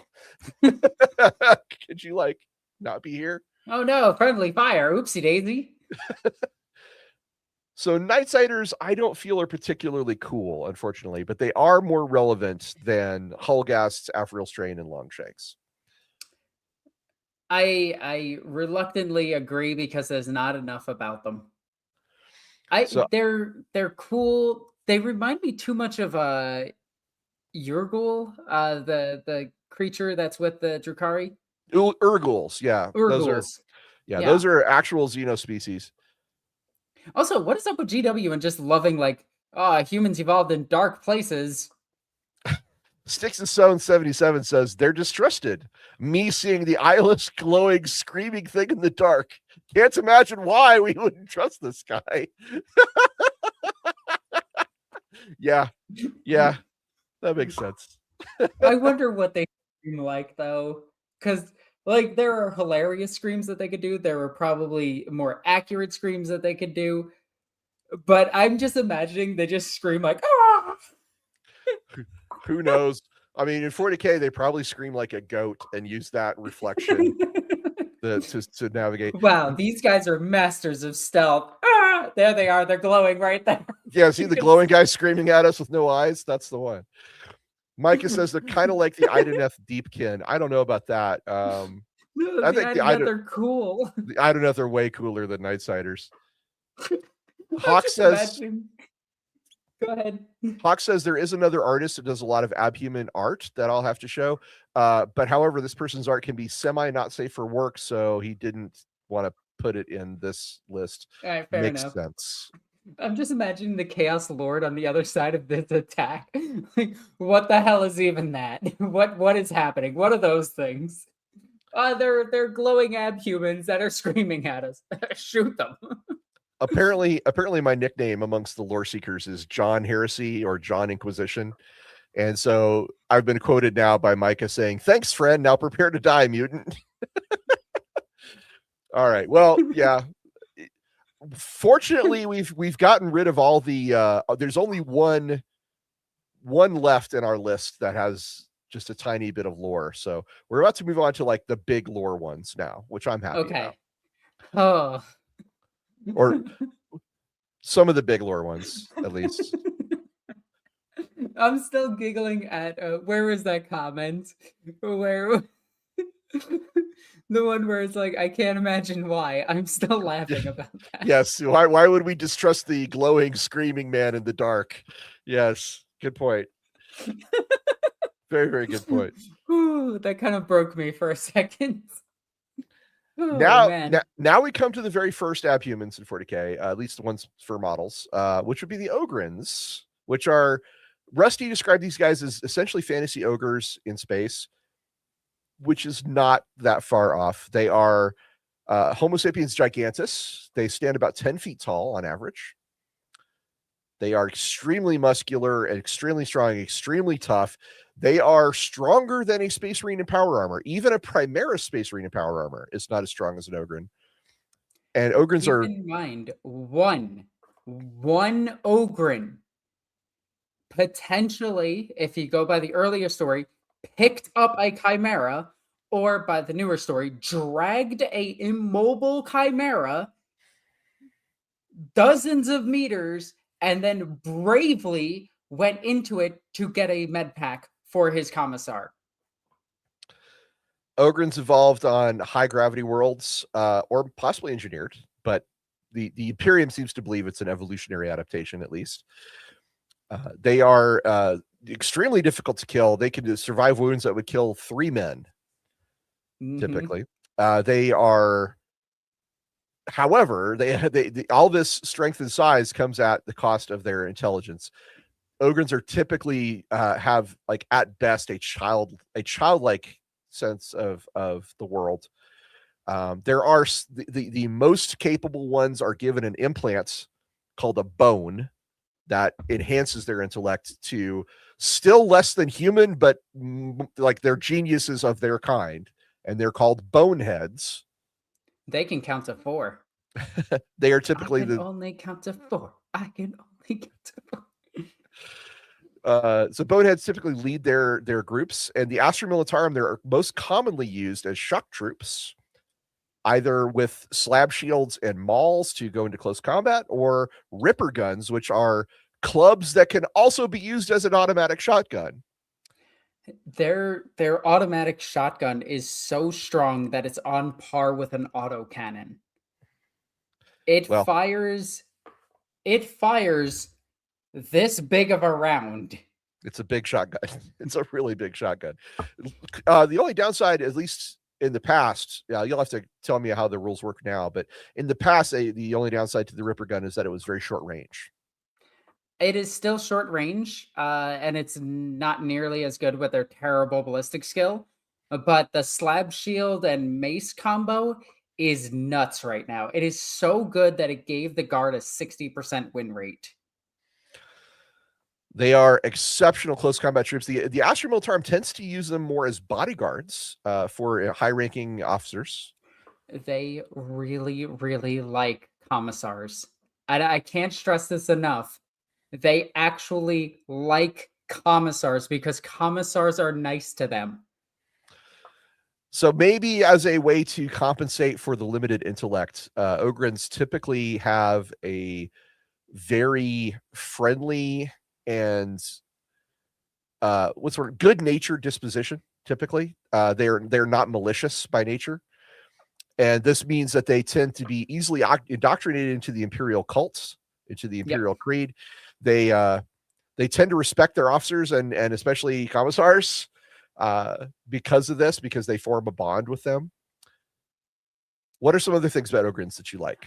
Okay, so there's a few stories here that I want to tell real quick. One, Ogrins are raised with handlers, basically a mother figure or a father figure or a parental figure that raises them from birth and assigns them to regiments of guard. And the guard have to come and pick them out like puppies, which is hilarious. Oh, that's hilarious. That is funny. Ogrin cannot recognize what any medals actually mean, but they do know that if somebody gets a medal, that's important. So they want to get as many things as possible. So they do as much stuff as they can to impress their leaders as possible. including, dragging a chimera, or Nork Deadog again, who got swallowed by a Travagon. No, not a Travagon. A Moloch, and killed it from the inside out, and got out of it because it went after his commissar. He's very good at protecting his commissar. He even has his commissar's hat, and a direct comm to his commissar at all times. But there is an apocalypse formation from 6th edition that I want to talk about. And in this apocalypse formation, if you guys don't know, in earlier editions of Warhammer 40k, they had these things called formations. Formations were the absolute worst thing Games Workshop could have ever put in any mechanic. Wow. Okay, that's a bold claim. It was garbage. But it had a lot of flavor to it, and I really liked it. And one of them was just, you just take an infinite number of Ogryn, okay? That was the formation. But it was considered an apocalyptic event because the handler on the Ogryn planet was killed. And thus all of the Ogryns went insane and killed everything. There is also a story of an Ogryn who fell to chaos, and then a commissar told him to stop it, and he thus stopped being chaos. Well, there's a great lore from the Horus Heresy era where Ogryns fought on both sides of the conflict. And according to that lore, the Ogryns were told by their handlers that they fought for the Emperor, regardless of which side they were on, and that the other guys were the bad guys. And the Ogryns were like, oh, okay, until the heresy ended. And then they had to be, the ones who fought for Horus had to be re-indoctrinated. And they were like, oh, we're sorry. We thought we were fighting for the Emperor. Ogryns are one of my favorite units in all of 40k. Also, their voice lines in Darktide are hilarious and amazing. They don't understand anything that's happening around them, but they will protect you at all costs. Like, an Ogryn will sacrifice itself 1,000 times over to save one person. Rothian Fairmoon says, if you think about it, they gave the Ogryns the Croxigor's must protect gene into the setting. Yes. Very good point. Also, when you say that formations were the worst thing Games Workshop ever did, Mornington Crescent points out that the virus outbreak card from 2nd edition. Oh, that's a tough call. Okay, hang on. Don't say hear me out. Hear me out. I will state that 7th edition was the worst edition of 40k because you had multiple ally system, and that was way worse than the virus outbreak card because the virus outbreak card was optional and you could tell your opponent no. Allies in 7th edition you couldn't say no to. Well, this is not a show about the editions, but we will have because one. It would be 7th. We need to do a tier list for space for the additions to the game. Actually, that's on our list of things, our show ideas. We will get around to that. But I think Mornington Crescent is right. I think the virus grenade and the virus outbreak. Also, you're not even getting its name right. It's the antifungal grenade. And only a character can use it, and it had to throw it 6 inches, and it had to scatter onto the enemy. I know exactly how this thing is played because I played a game of 2nd edition, and it's a lot of fun. Oh, current edition is 10th edition. 11th is on the way. 11th edition is in the summer. Skylar Martin asked that question. So Super Lock gives us a super chat. Thank you, Super Lock. Appreciate your support. The difference between Ogryn and fantasy ogres is that ogres are much smarter but more brutal and less capable of empathy and loyalty and friendship, which is why ogres must be protected at all costs, in my opinion, says Ross. Yeah, Super Urlock, great comment about Ogryn being different from fantasy ogres in terms of their behavior and not being as smart. That's a good point. They share a lot of other aspects, though. Unironically, I do think that Ogryn capture the satire of the setting very well, where Ogryn is supposed to be the teeming masses falling for propaganda at all points, and I think them being dumb is so important to what they are and what they represent to the greater lore of Warhammer. Well, Nork Dead Dog, who has been brought up a few times, Greatest ogre of all time. He is the greatest ogre of our time. I was just about to get to that, but he's also one of the greatest named characters in all of 40K, which we should do a tier list of them someday. But if we did, Nork Dead Dog would be very near the top because he's so good. I love Nork Dead Dog. I've always loved Nork Dead Dog as a character in 40K. He's amazing. Also, he smokes a cigar. His commissar taught him how to roll and smoke a cigar. God, does he roll his own? I doubt that. I doubt that. I bet he has people do it. I doubt he does it himself, but we do know that cigars in 40K are rolled, which is weird. But that's because, the tobacco in 40K is called something different, and they have to keep it just different enough. Legally distinct. Yeah. Like you can't have wine because you're not French. Yeah, Amasec, which is more like whiskey or bourbon, I think. But anyway. Yeah. How about this? Ogren to S tier under navigators. My bias is kicking in quite a bit. Okay. But I agree. S tier for Ogrins, I think that's undeniable. Their models are awesome. They're in Darktide. Everyone seems to really like them. They're a big part of the meta right now. We have tons of art and miniatures. Yeah, they're just super cool and relevant, and fans really seem to dig them. So let's put them up there. Now we get to probably Biofoot's favorite entry. I'm just gonna get a wager. Did we miss the super chat for Biofoot? I don't think we did. Just want to double check. Let's both double check because that's what we do, because we are. Yes, we did. We missed one from Biofoot. There it is. Biofoot 7874. Thank you for your support, sir. But Ross, what about the Muffin Men? He asks from Drury. Do you know the Muffin Men? What the hell is the Muffin Men? The Muffin Men from Drury, the planet Drury. I really thought you were going to continue the joke, but no. It's the song. Wait, it's the song. This the is Muffin an actual Man. thing. Yes, the song is the Muffin Man. Do you know the Muffin Man, the one from Drury Lane? Featured in Shrek, by the way. Yes. So that's what this joke is about. I'm a fan. Thank you, Biofoot, for bringing that up. There are no Muffin Men in 40K, but there should be. I'm dumb. I thought you were actually saying that there were Muffin Men in 40K, and I'm just like, what the hell is even happening? Oh, I wish there were. I would love to see them. But no, there are no such thing as Muffin Men. Combat baking should be a thing, though, in 40K. That would be really fun. Nevertheless, Biofoot 7874, thank you for your support. And yes, the Muffin Men from Drury, a great abhuman, of course.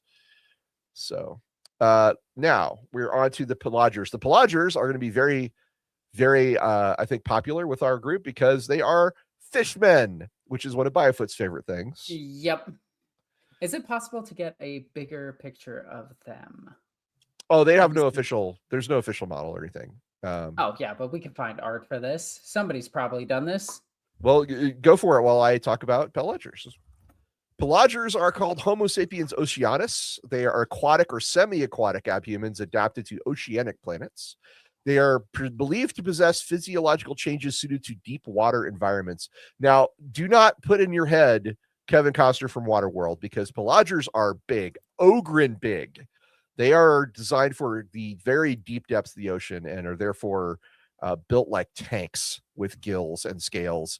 They are largely confined to oceanic worlds. I don't believe we've ever had Pelagers outside of oceanic worlds, at least in the lore. And it would probably make a lot of sense because, if they're amphibious, they probably prefer to spend time in the water. How do you spell their name?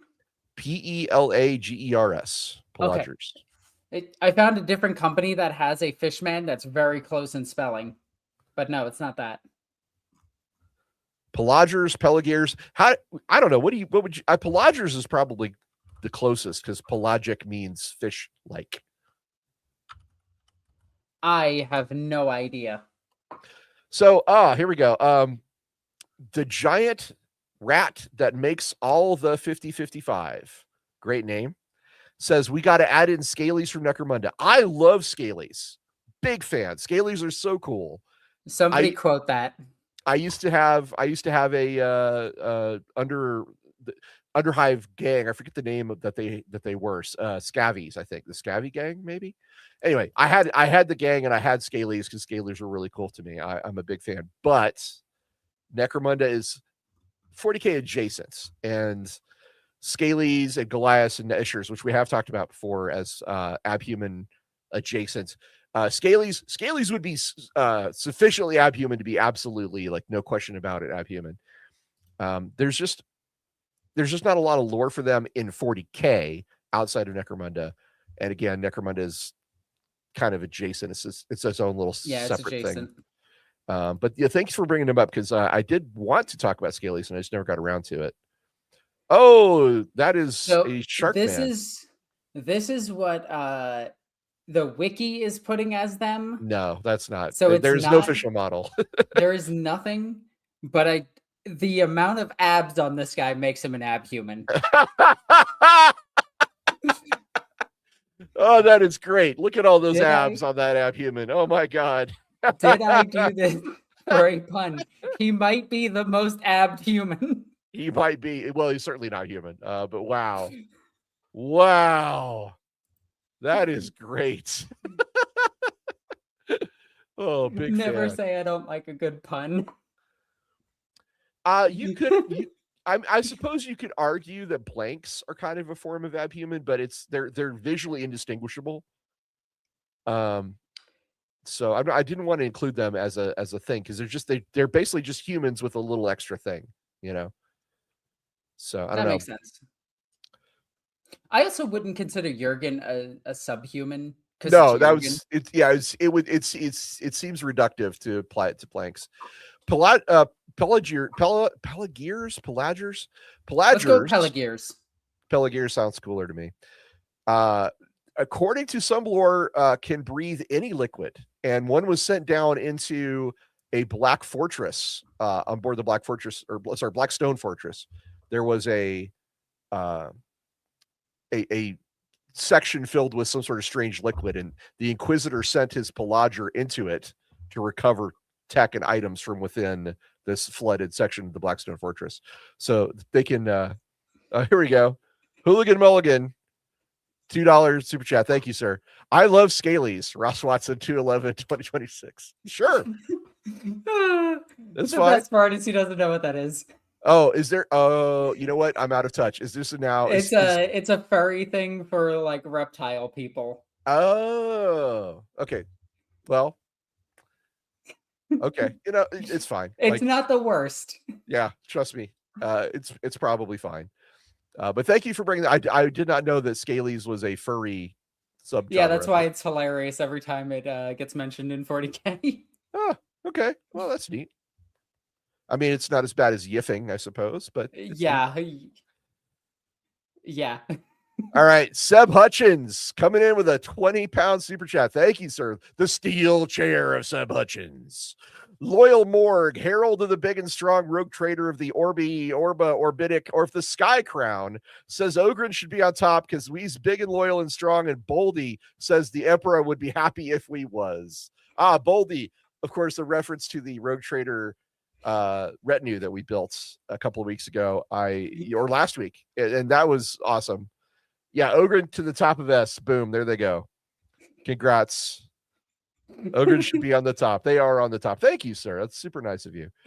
And yes, Ogren deserve it. I mean, as much as I do love Beastmen, I love Navigators, Ogrens deserve it. They're so freaking hot. They're so nice. I love them. In the grim darkness of the far future, I hope to be like a handler on an Ogren planet. Rush 21129 asks, are the people of Fenris abhuman? I don't think so. They're too close to standard human for that. Yeah, there is like a template of what is considered a standard human. And then once you go over a certain point, then you're an abhuman.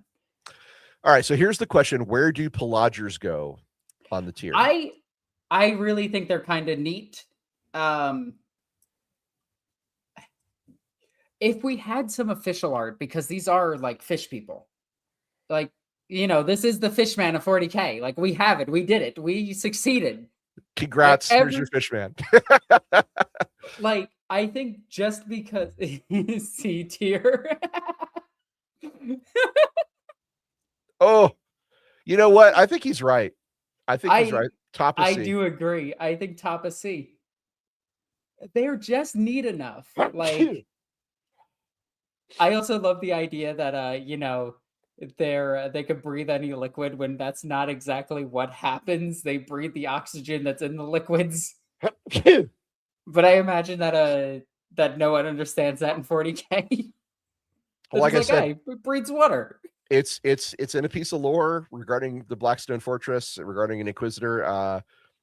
Breathing any liquid, I thought at the time, was a very strange and very specific ability, and I was like, I think that's probably not true, but whatever.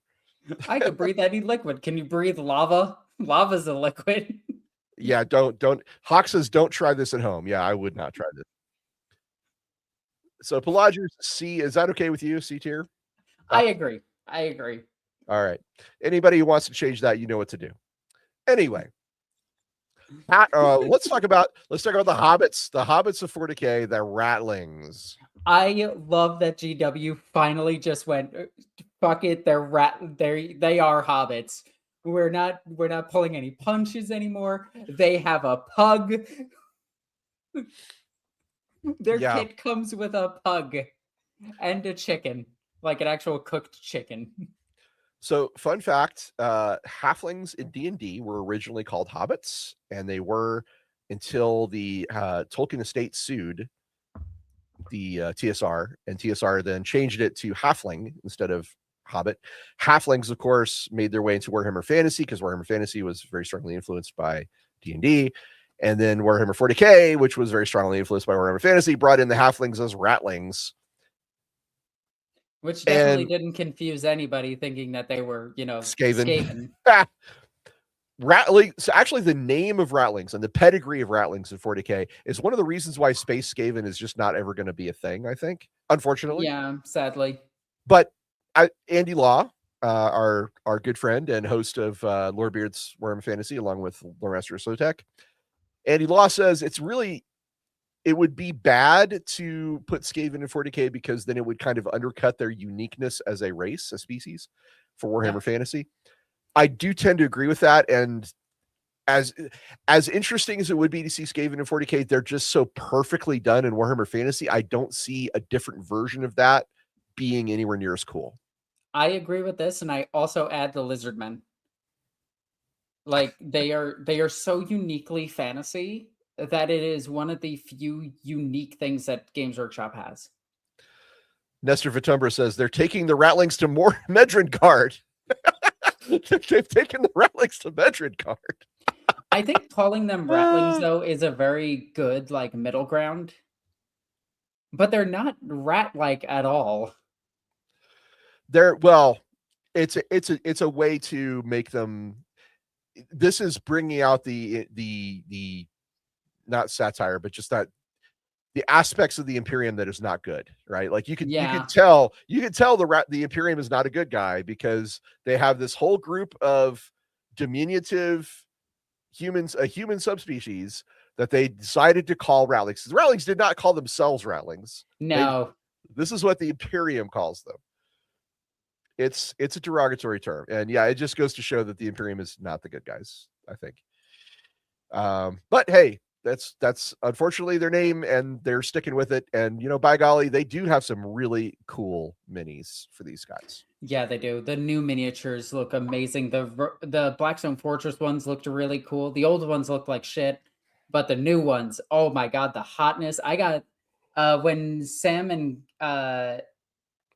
oh my god, why did my brain just went blank on the second name? It's Sam and the Blackstone Fortress ones? No, the new one. That's two of them on a base. Oh, well, if anybody knows that answer, no, it's just it's the name of the main two hobbits from Lord of the Rings. Oh, Merry and Pippin. Samwise and Merry and Pippin. Thank you. I was stuck on Samwise for some reason. Sam and Frodo would be Sam and Frodo.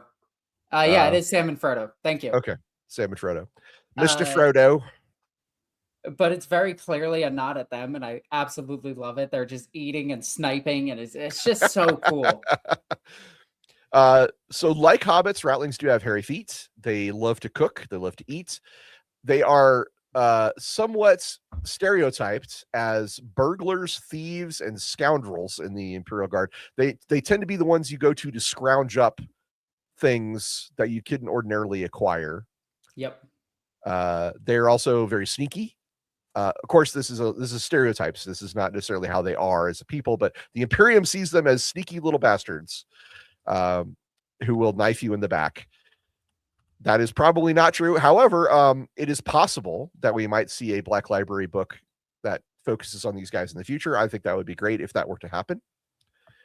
But Ratlings, they have a set of great models. They have a set. They're in a lot of books. When we were doing our Build a Rogue Trader retinue, we mentioned that they are the one type of Abhuman that can be a Rogue Trader. Mm-hmm. Oh, look at those minis. Those are sweet. But more importantly, they have a pug. A pug. This is the kill team of Ratlings, right? Yes, it is. Oh, which is also now the kit of Ratlings, because the whole thing was just added to 40K. So cool. I love the pug. Well, what are the rules for the pug? I have no idea. I don't play kill team, unfortunately.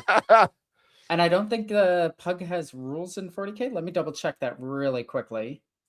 It would be in other data sheets. Ratlings. Why do you guys have 7,000 different choices? There we go. Rothian Fairmoon. Rothian Fairmoon has a comment here. It says, Lorebeards, according to YouTuber Pancreas No Work. Wow, that's a name. That's a name. The Imperium are the 40K equivalent to the Skaven. Ooh, I kind of like that. I like that as well. I think that's pretty cool. Honestly, he says the orcs are most like the Fantasy Skaven. There's some crossover. The Fantasy Skaven with all their weird devices and weird technology, and the orcs have a lot of weird technology and weird devices. There is some crossover there. The Imperium being the 40K equivalent to the Skaven is socially very interesting and cool. Obviously not physiologically, but that is not a comparison I've heard before, and I really like it. I do like that one, but I think they are more. I don't think there's a 40K direct equivalent to Skaven, and I don't think the orcs in either setting are comparable with each other. They are very different creatures, and I absolutely love them. All right, for all of the reasons we've mentioned before, I think Ratlings are S tier. Yeah, I definitely put them in S tier. Ratlings are often taken in tournament lists as a roadblock for opponents because they can infiltrate, and there's 10 models in a unit now. There always was, but now they actually have models you can buy. They're also just a precision shooter, so if you need to, you can pop a character if your opponent's not lucky. So I like them. I think they're really cool. I bought this box as soon as it came out. So we did mention this before, that a Ratling could become a rogue trader. Ratlings are the most accepted in Imperial society outside of navigators. Navigators can dictate Imperial society, but below them, it's the Ratlings. Ratlings can be everywhere. They can be a valet to an Imperial Guard officer. They can be they famously have a symbiotic relationship with our own Space Marine chapter, the Gorgon's Talons, and in fact make up the Medicae in the ambulance rhinos that we made for our chapter, which I think is really cool. But seriously, Ratlings can't just be a Ratling on Terra would be noteworthy, but it wouldn't be like shocking. Everybody like, oh wow, that's a Ratling. Did you hear about that Ratling that's over there? Whereas a Beastman on Terra would be cause for citywide alerts, right? Yep. Ratlings are also so common that Sisters of Battle don't bat an eye at them. Like, they look at them and they're like disgusted by them because it's Sisters of Battle, but they're not like, I'm going to kill that. It's more like, ew, get away from me. And that's how I judge my Abhumans, on whether or not a sister is going to shoot them. I like that your view of the sisters is way more judgmental and bitchy. That's what they are, though. I think that's great. Like it, and then you like, oh, but Ephriel Stern and Saint Solstein, and I'm like, I mean, in all fairness, the Sisters of Battle are completely radicalized, crazy zealots that will run out into battles and blow themselves up. Weirdly enough, all of the jokes about the Deathcore Krieg is more true for the Sisters of Battle than it is for the Deathcore. But yeah, I do love the sisters. Like, All right, so they are how I judge things. From the viewpoint of a sister of battle, and by the way, for anybody who wonders why I'm referring to Norn Queen Alexis as a sister of battle, she has a full sister of battle cosplay that looks really good. Okay, and she's a big fan of sisters. So, from the mind of a sister of battle, please just take a quick look at all of our current entries and say shoot or not shoot. The ogre and the sister wouldn't shoot. Okay. Unless there was no one around. Okay. Her, the last two people on the planet are her and an ogre waiting for a ship to arrive. She'd kill the ogre? She probably, well, if she's the last and that's it, she probably won't. But if there's a group of sisters of battle and a single ogre wandering around, that ogre is dead. The beastman is dead without even knowing what just happened. He is dead immediately. The navigator won't die. The sisters will actually protect the navigator because they know how important they are. Would they be happy about it? No, God no. They would hate them. They would bitch about it the entire time. They would be rude, make horrible things. They would say the worst stuff ever. It would be like going to like Thanksgiving with like my family. It'd be terrible. Ratlings, on the other hand, the Ratlings are quick enough to get away from the sisters and they can hide, and they'd probably steal all the sisters' stuff anyway. Didn't you say sisters were tolerant of Ratlings? They are. They are tolerant of them. They wouldn't get along. Okay. But they would be like, get away from me. So no shoot. They would not shoot the Ratlings. Felinids, it depends. Okay. Hear me out. Hear me out. So this actually depends on their gender. If the felinids are all women, strictly all women, there is a higher chance of survivability for them.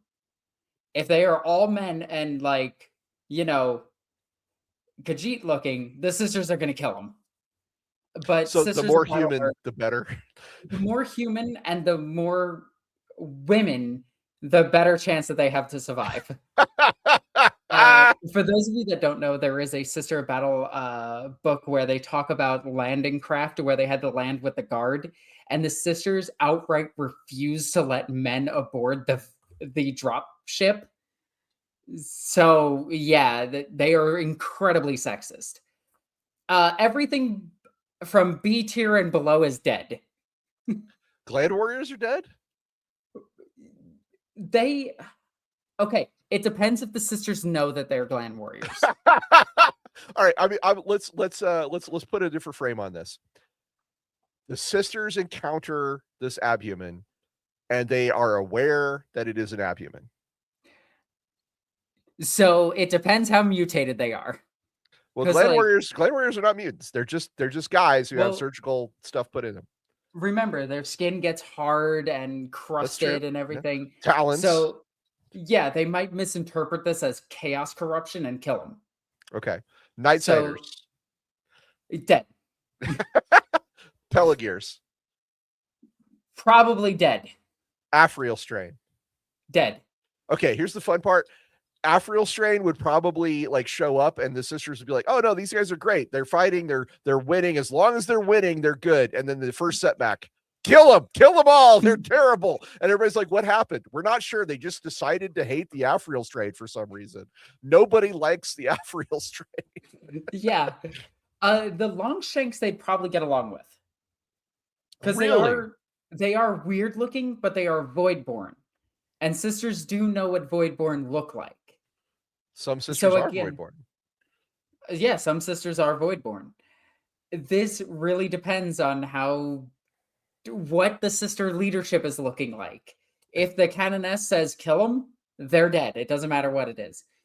Again, I think if it's if they're closer to human-esque looking, yeah. So yeah. Biofoot coming in with a steel chair, $20 donation. Biofoot says we cannot insult the fishmen thusly. We will have to fight the ones coming out of the Platte. The Platte? They need to raise that rank up. Also, Ross, I'm one-upping your advice for Monday and doing a season -1 for Soulbound. So Monday we had the RPG, the Lorebeards RPG channel, and Vera and myself, we talked about session 0. So he's doing a session -1 for his game. So raise that rank up. Biofoot, how high? You're paying for them to move. How high do you want them to move? Let us know. So our Ogren has 20 pounds on it, so it is still in the first spot. He's got a shield, even if Biofoot puts him up to S. But S is still a big leap for Pelagers. So, I think they're just correcting their session writing. Session -1, not season -1. Okay, session -1 is what he's saying for his Soulbound game. Cool. I'm really glad you found that helpful, Biofoot. Yeah, let us know where you want to move him, and we'll move him up. So this comment. Sisters shooting loyal servants of the Imperium, says Hawk. This is why the Imperium is so hard for me to like, just because there is a difference between them. Well, yeah, the Imperium is the most brutal and oppressive regime ever imagined by humans. So, yeah.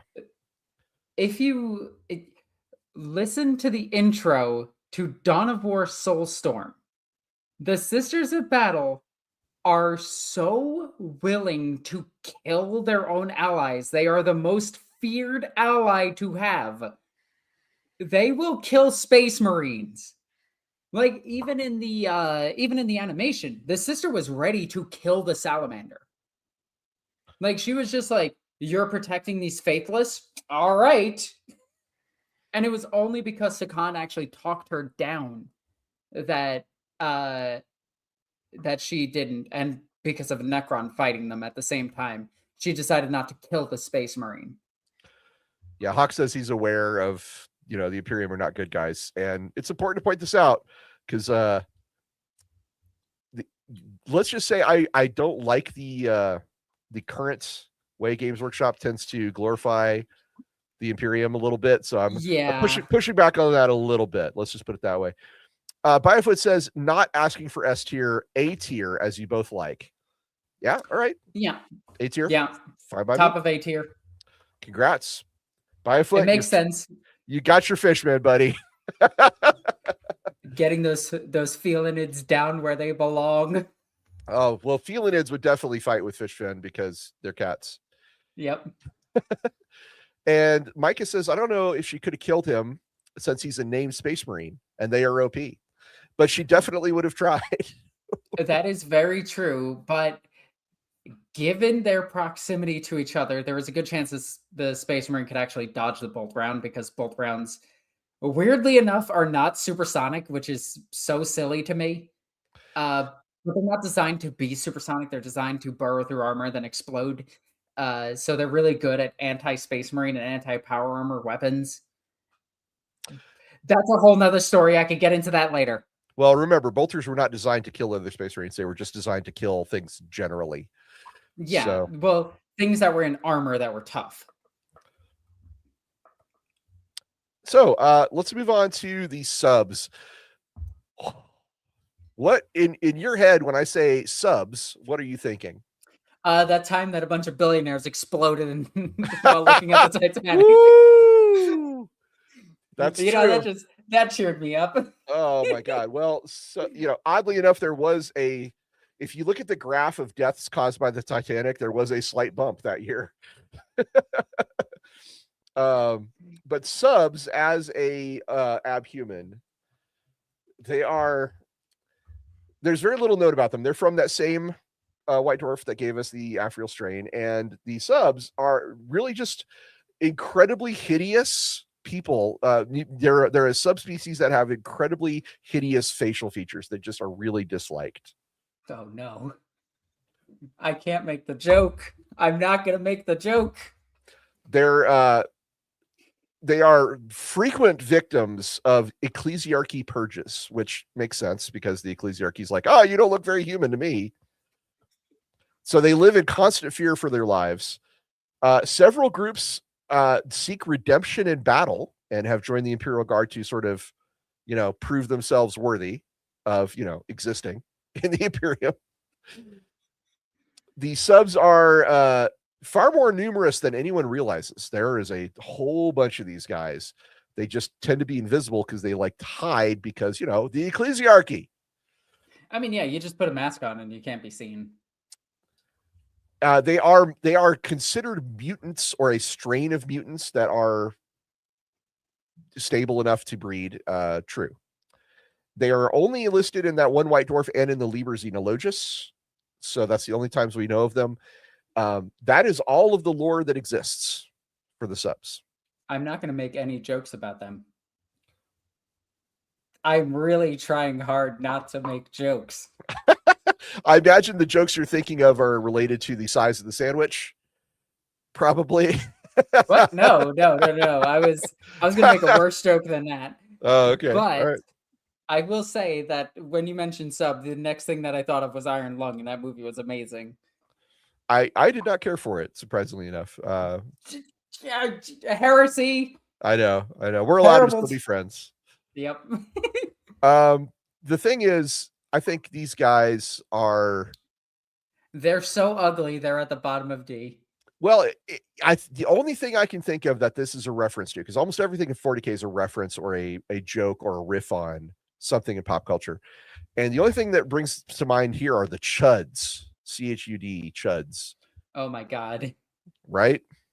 Yeah, I could see it. So I think that's the one thing where that somebody was like, hey, remember that movie called Chuds? I'm going to make them in 40K. Oh, I was thinking Chuds like the current version of it. Well, cannibalistic humanoid underground dwellers is what I'm referring to. CHUD or Chuds. Oh, so it still works. So the Reddit mods. Subs for me are a D tier. We just don't know enough about them.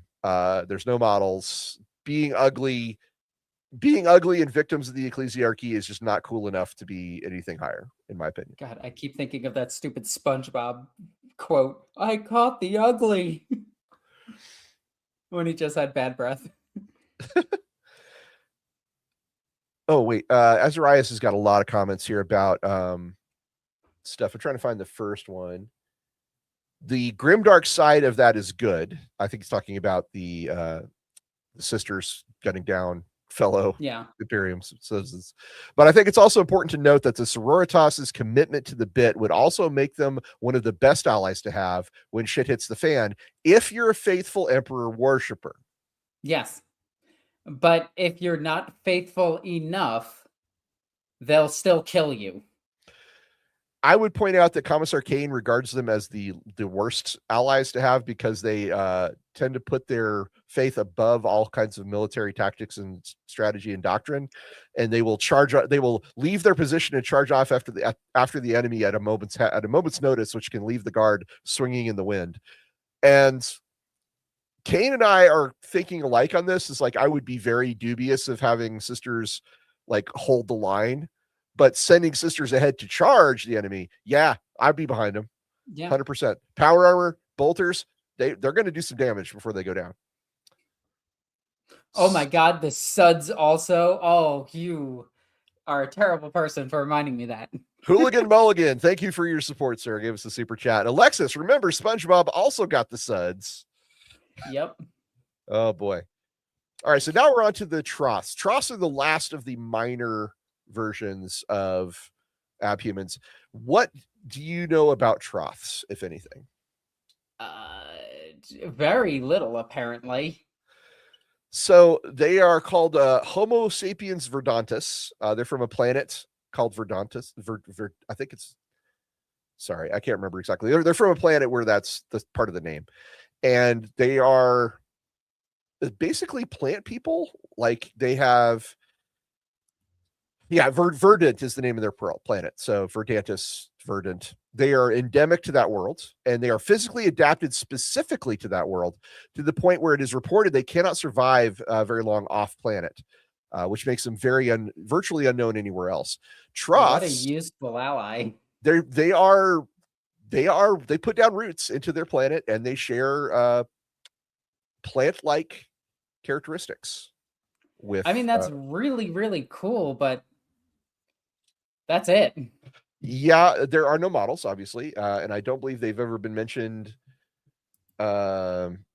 So they're basically outside just of Sylvan F, kind sort of. of, kind Yeah. of. So according to legend, they were there was a tribal king called Nemus who ruled over people isolated from the rest of humanity since before the Great Crusade. And it is said that Nemus swore an oath to protect the people of Verdant, the planet. Verdant, the planet Verdant.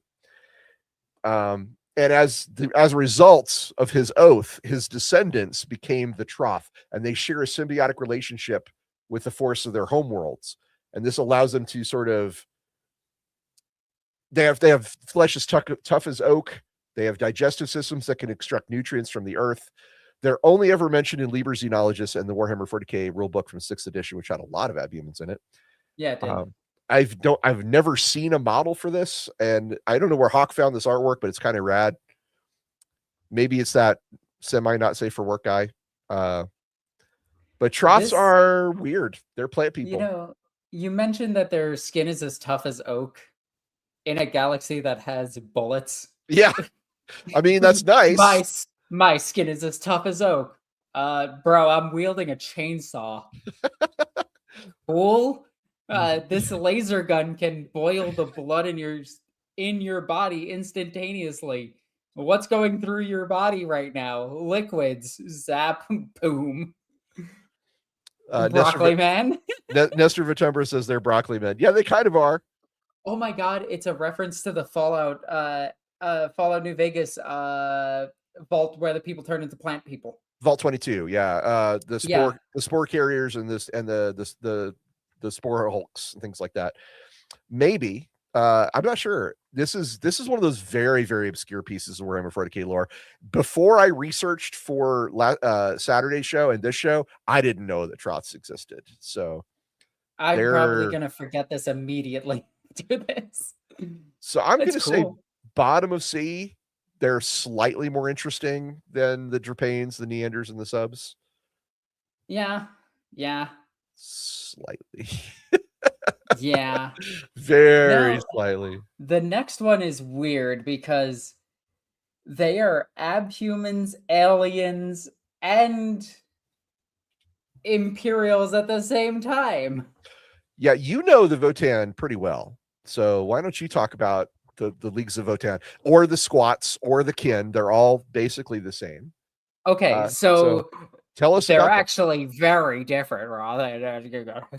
Put up my glasses for this. I'm joking. So the differences between the names I want to explain first. The Squats are the Votan that were on Necromunda, and they maintain the name Squats, which is a derogatory term for them, but they don't care. They're the owners of Necromunda. Owners of Necromunda is in quotes because a bunch of people owned it, but the Squats believe that they own the planet, or at least they have claim to certain minerals on the planet. Those Squats have been there for the past 10,000 years. They've been there as long as Necromunda has been occupied by the Imperium, and they've always had trade deals with the Imperium. But when the Squats were destroyed back in 3rd edition, it turns out that they weren't actually destroyed, just most of them. The Votan, as they're known, or the Demiurge, as they're known as traders, like actual trading items, merchants to the Tau, they survived in deep space next to a collapsed star or planet. I can't remember which one it was. And they stayed hidden for the longest time, only to be completely retconned back into the lore, and no one threw a hissy fit, unlike the female custodians. But, we're not here or there. A whole race coming back out of nowhere is fine, but, women. Anyway, jokes aside. I had to make the joke, Ross. You know that.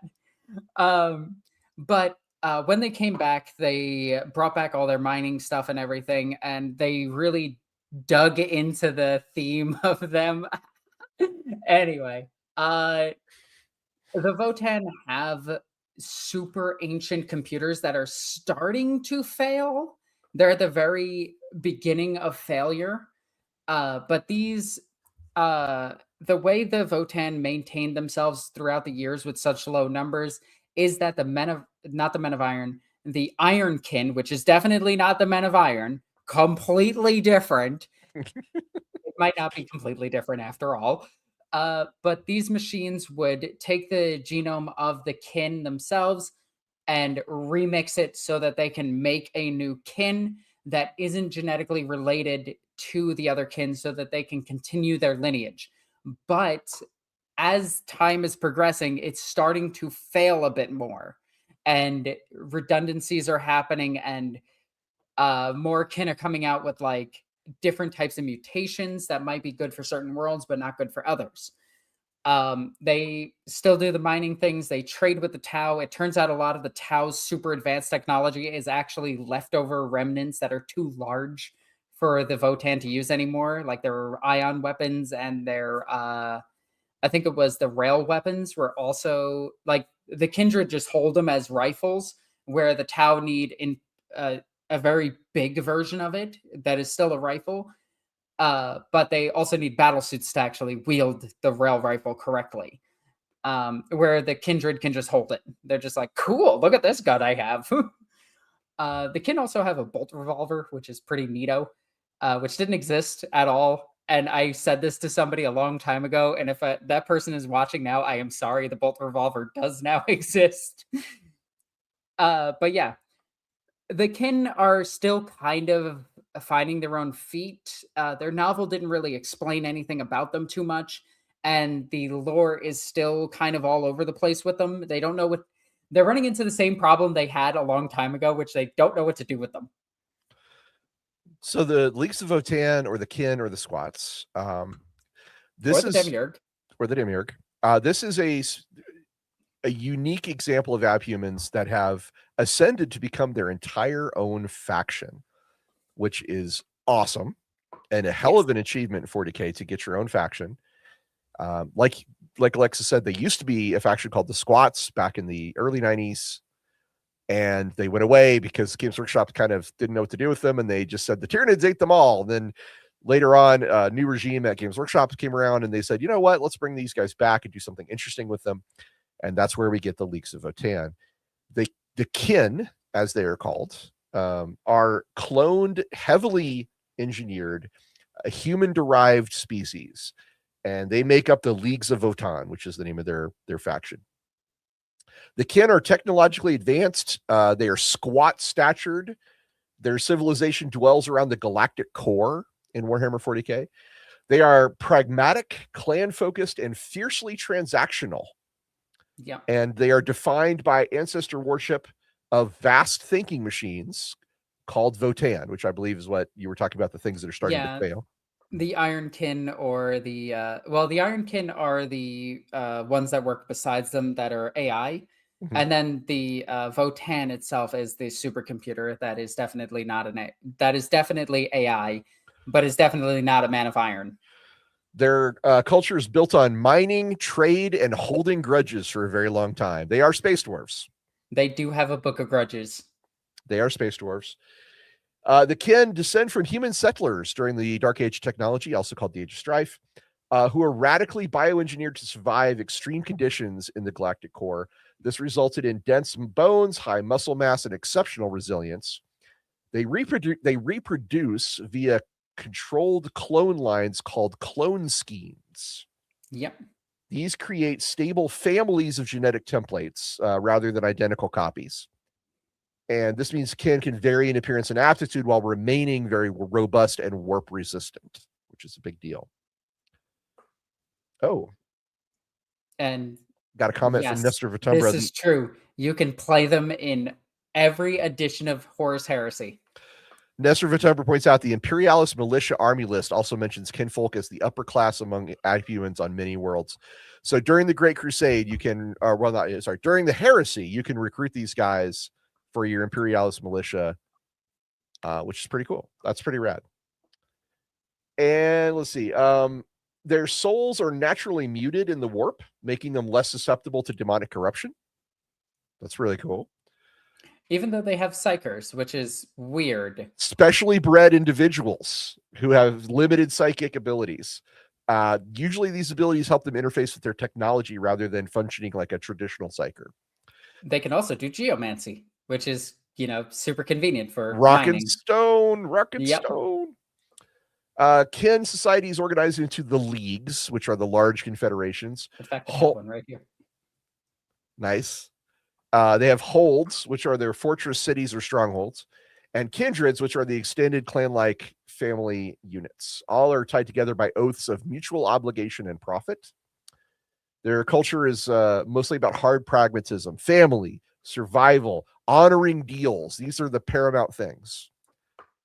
They accumulate and avenge grudges with meticulous record keeping that can span generations. This is their Dwarves of Space. I mean, 100%. At the center of kin culture are the Votan. These are the immense, sacred, semi-sentient data cores that store the memories, experiences, and knowledge of countless generations of kin. They do consult the ancestor spirits inside the Votan for guidance on law, strategy, and technology. Oh, there's Kovu. We have a Kovu sighting. Yeah. Fallen kin have their memories uploaded to the Votan to add to this collective wisdom when possible. There are priest-like figures called Grimnirs. Yep. They are so fantasy dwarves. These priest-like figures called Grimnirs, they mediate between the people and the Votan using specialized psychotech to query the ancestor cores for information and answers on tactical foresight rather than invoking gods in a traditional religious sense. So they have the Star Wars godlike computer that is worshipped. Problem. Or Star Trek. Very, very Star Trekky. The kin retain and maintain advanced Dark Age technology equipment, which is pretty great. They have super good tech. This includes their bolters are crazy. They have plasma. They have base weapon plasma weapons, like mass-produced plasma weapons that don't overheat. We can and should do a whole episode on the Votan. So I'm trying to keep it would be a pretty short episode. Well, maybe I'm trying not to get too deep into it because I feel like they could be part of an episode on minor Xenos. I don't know, but I'll continue with what I know. I know they have partial access to STC level designs, which gives them planet crackers. That gives them extremely durable armor, high output weapons, and sophisticated spacecraft compared to human factions like the Imperium. Their gear is better than Imperium gear. Yep. They favor ranged firepower, armored infantry, and rugged vehicles. They fight as slow but very tough troops who excel at siege warfare and holding fortified positions under withering fire.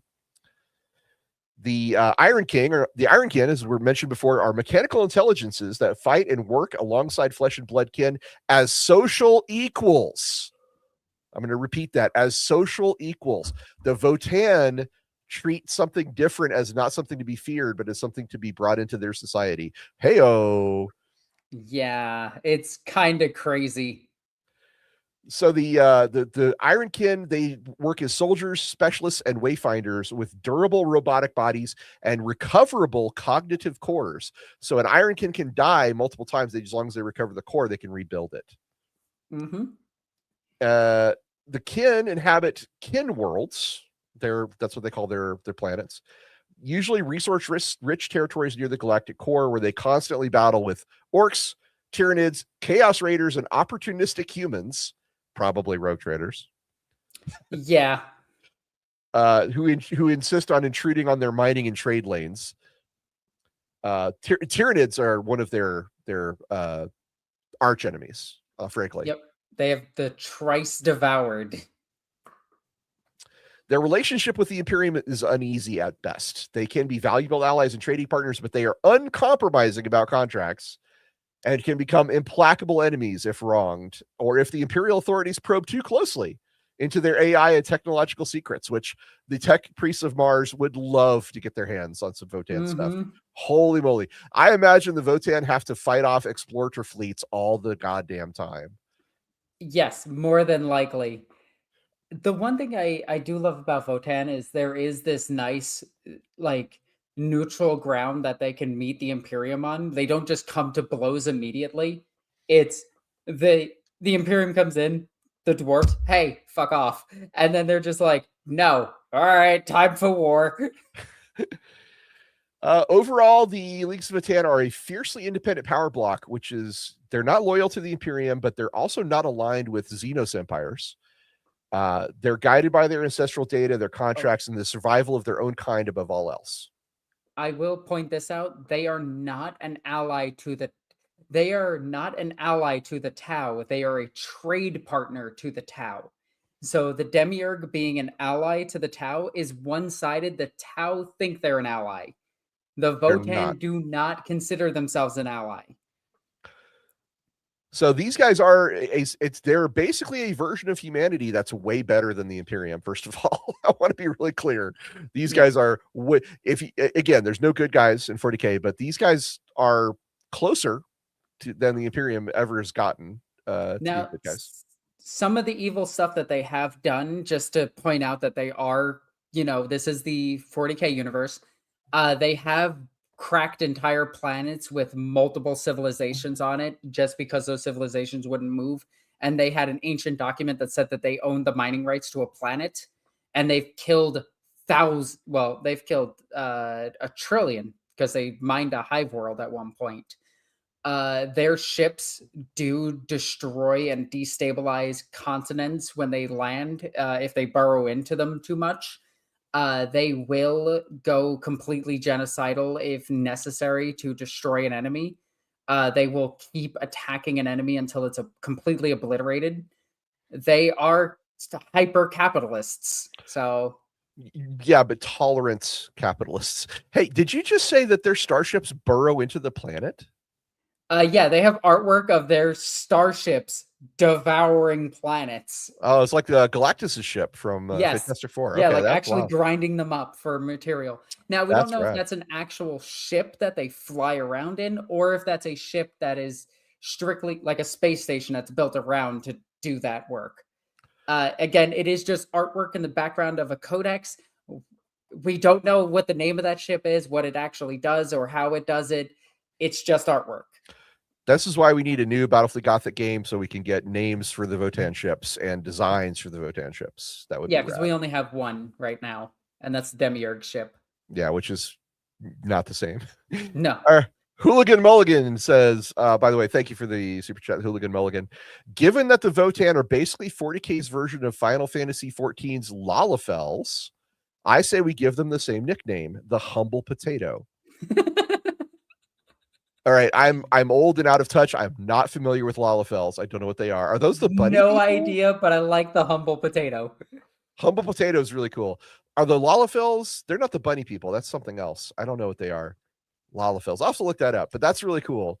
And I'm glad that there's a connection there, because the Votann are so on the nose, dwarves in space, that it's nice to have some other possible influences on them that I'd love to find it. And we got one from Skylar Martin 4298, who just says it's a Kovu love letter. It's hard eyes, an orange, and a cat. He loves that orange cat. Thank you, Skylar Martin. Kovu appreciates you. Hi, he's just licking my hand right now.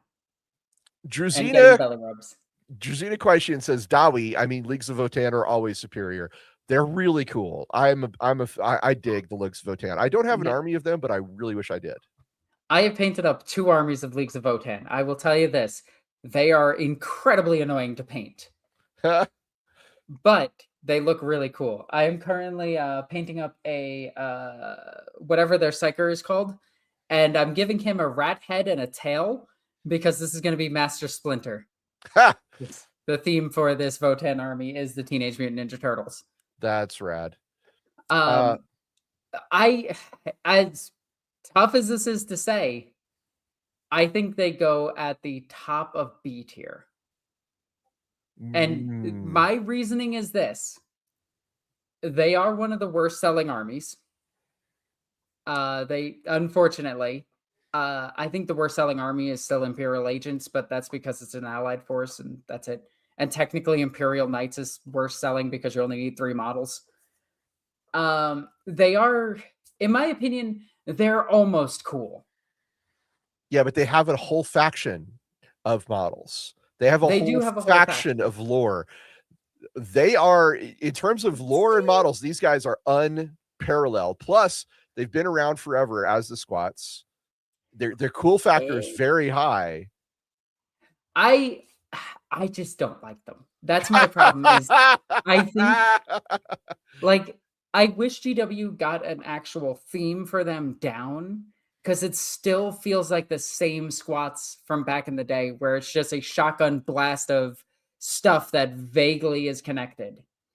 I think once we get a proper amount of novels, that we should revisit them. But right now, I will give you bottom of A tier. Bottom of A. Wow, Jesus. I think they're top of A. Top of A. If not Cool. S. Like, I really want them to be S, but you know, I think we should look at some of these comments though, because the chat is going crazy here. Yep. Azariah says Eldar are pursuing a copyright lawsuit for the totally not soul stones. This is in reference to the core of the Ironkin. It's definitely a soul stone. And Nestor Vitober says, let us not forget the terrible war of the Cyberbeard against the Exodites. War of the Beard in Warhammer Fantasy is the big battle between elves and dwarves. So this is he's doing a 40K version of that. Hawk points out that the Thrice Devoured is such a great idea. You may have to explain that a little more. That's it. That's all the lore we have. He's just a veteran that shows up to battles, isn't commanded by anyone, tells them how to best fight the Tyranids, and then leaves. Like, that's it. That's all that we know about him, because he only has a paragraph of lore. He came out of nowhere, has a paragraph. He should have had a book release. If they just gave him an entire book that explained the history of the Votann from his perspective, I would be all over that. I would love that book.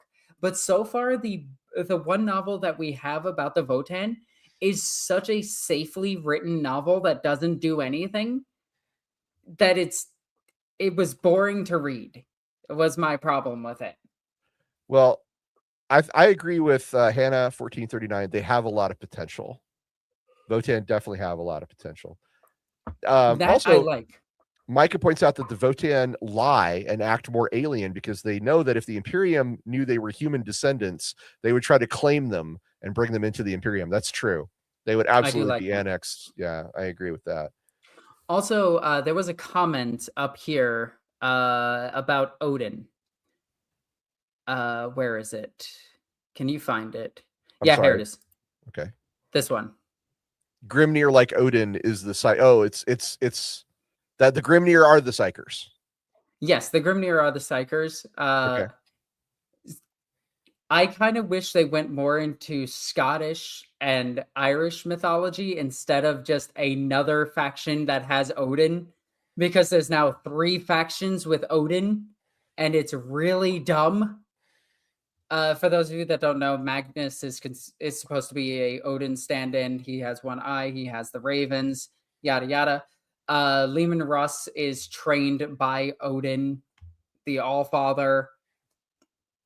And now we have Grimnir. Well, and now we have Grimnir. But instead, what they should have done with the Grimnir is have him be devoted to Dálgda of the Celtic mythologies, and done more with Celtic mythology with them than anybody else. Possibly. But Grimnir is, of course, a connection to Warhammer Fantasy, which is why I think they went with that. Yeah. We've got a couple of super chats here. I need to make sure and grab. Yeah, go right for them. Ricky Chapman, hello, was stuck in traffic and wanted to mention that a Jokero squad did fight the Black Legion in a Black Library book and kicked ass. Ricky Chapman, you are a treasure trove of obscure Black Library moments. I would love to pick your brain and find out where this happened. That's amazing. That's amazing. I right. According to the lore of Jokero, that shouldn't have worked, but I'm curious. And we got another one from Ricky Chapman. Still working on that Abhuman army, Longshanks as Sentinel proxies, a Nightsider aircraft, and a Drapane command squad. Send us pictures, man. Send us pictures. And I think that's the super chats there. So yes. Also, you have an agreement for Skylar Martin. He says all the not Vikings are starting to get crowded. So one of the big things is as I'm learning more and more about Viking mythology and Viking history and Celtic histories and the Gaelic histories and Germanic tribes history, there's a lot there that all cross over because go figure, it started out somewhere over here and then went up north because that's the way people traveled. I feel like there are so many other mythologies that they could tap into. Like, we don't even have a Roman mythology worshiper in any of 40K. And I know the Ultramarines are Greco Roman stand ins and they have like the Fortress of Hera, but we don't have anybody that like embodies the gods of like Rome or Greece or anything like that. And that could be really cool. Perturabo's homeworld of Olympia is probably where you want to look. Yeah, but that's it. Like that I mean like actual more dived into lore. But yes, I agree with that. But I feel like there's so many other things like I would love to see like the White Scars be actually Mongolian or go into the full Asian aesthetic and give them like other gods. Like it would be really cool to see like Sun what is his name? Son Goku as an actual like space biker. That Sun would be Wukong, awesome. Sun Wukong would be cool. You know, just all of the Amaterasu. Yeah. yeah, like all of the gods that they have. What's the other one? No, To be that's Japan. I was thinking Japan. well, No, Japan Amaterasu and is China. Amaterasu is Japanese. So is Susano. Yeah, But Susano. Yeah. but I think I just want to be really clear. I think what you're talking about is references to those gods, not necessarily the gods themselves, and definitely not necessarily the religious aspects, because Space No, no, Marines, no, not the religious aspect, but I space mean, with one glaring exception, Space Marines are not typically religious, and that glaring exception, of course, being the Black Templars. yeah. But there are so many other like how is there not how is Magnus and his boys not just Egyptian? Because Like they're so close. because the Necrons had the other half of the Egyptian stuff. But like okay, hear me out. If I were to redesign this is a slight tangent. I would have made the Necrons Aztecs and the Thousand Sons Egyptians. That's pretty good. I Or like that. vice versa. I would have made the Thousand Sons Aztecs and the other ones. Yeah, you get what I mean. But the Uh, Rainbow Warriors are technically the Aztecs, so but you know, I'm cool with that. so Hawk points out that the Votan should be behind the Pelagears because it was paid for and has a shield. Very Oh, good yeah, point. true. True. Let's this would be a good time to just take a quick look and see if we need to reevaluate any of these choices. I think Ogren are perfectly fine at S. Yes. Beastmen have they earned they I wouldn't put them in S, but they were super chatted up there, and I think that isn't far off from where they would be. Mm-hmm. Navigators belong in S tier. Ratlings belong in S tier. I see a comment that I really like. Oh yeah. If you guys could make a new abhuman species, what would it be? Driders. Just straight up Driders. That's wild. Oh my They god. would they would be a chaos abhuman that's like a something that either Fabius actually don't make it Fabius Bile. Don't explain where they came from. There's just spider people on a planet, and mad lads in the Black Legion were just like, "Cool, here's a gun. Do you want to kill something?"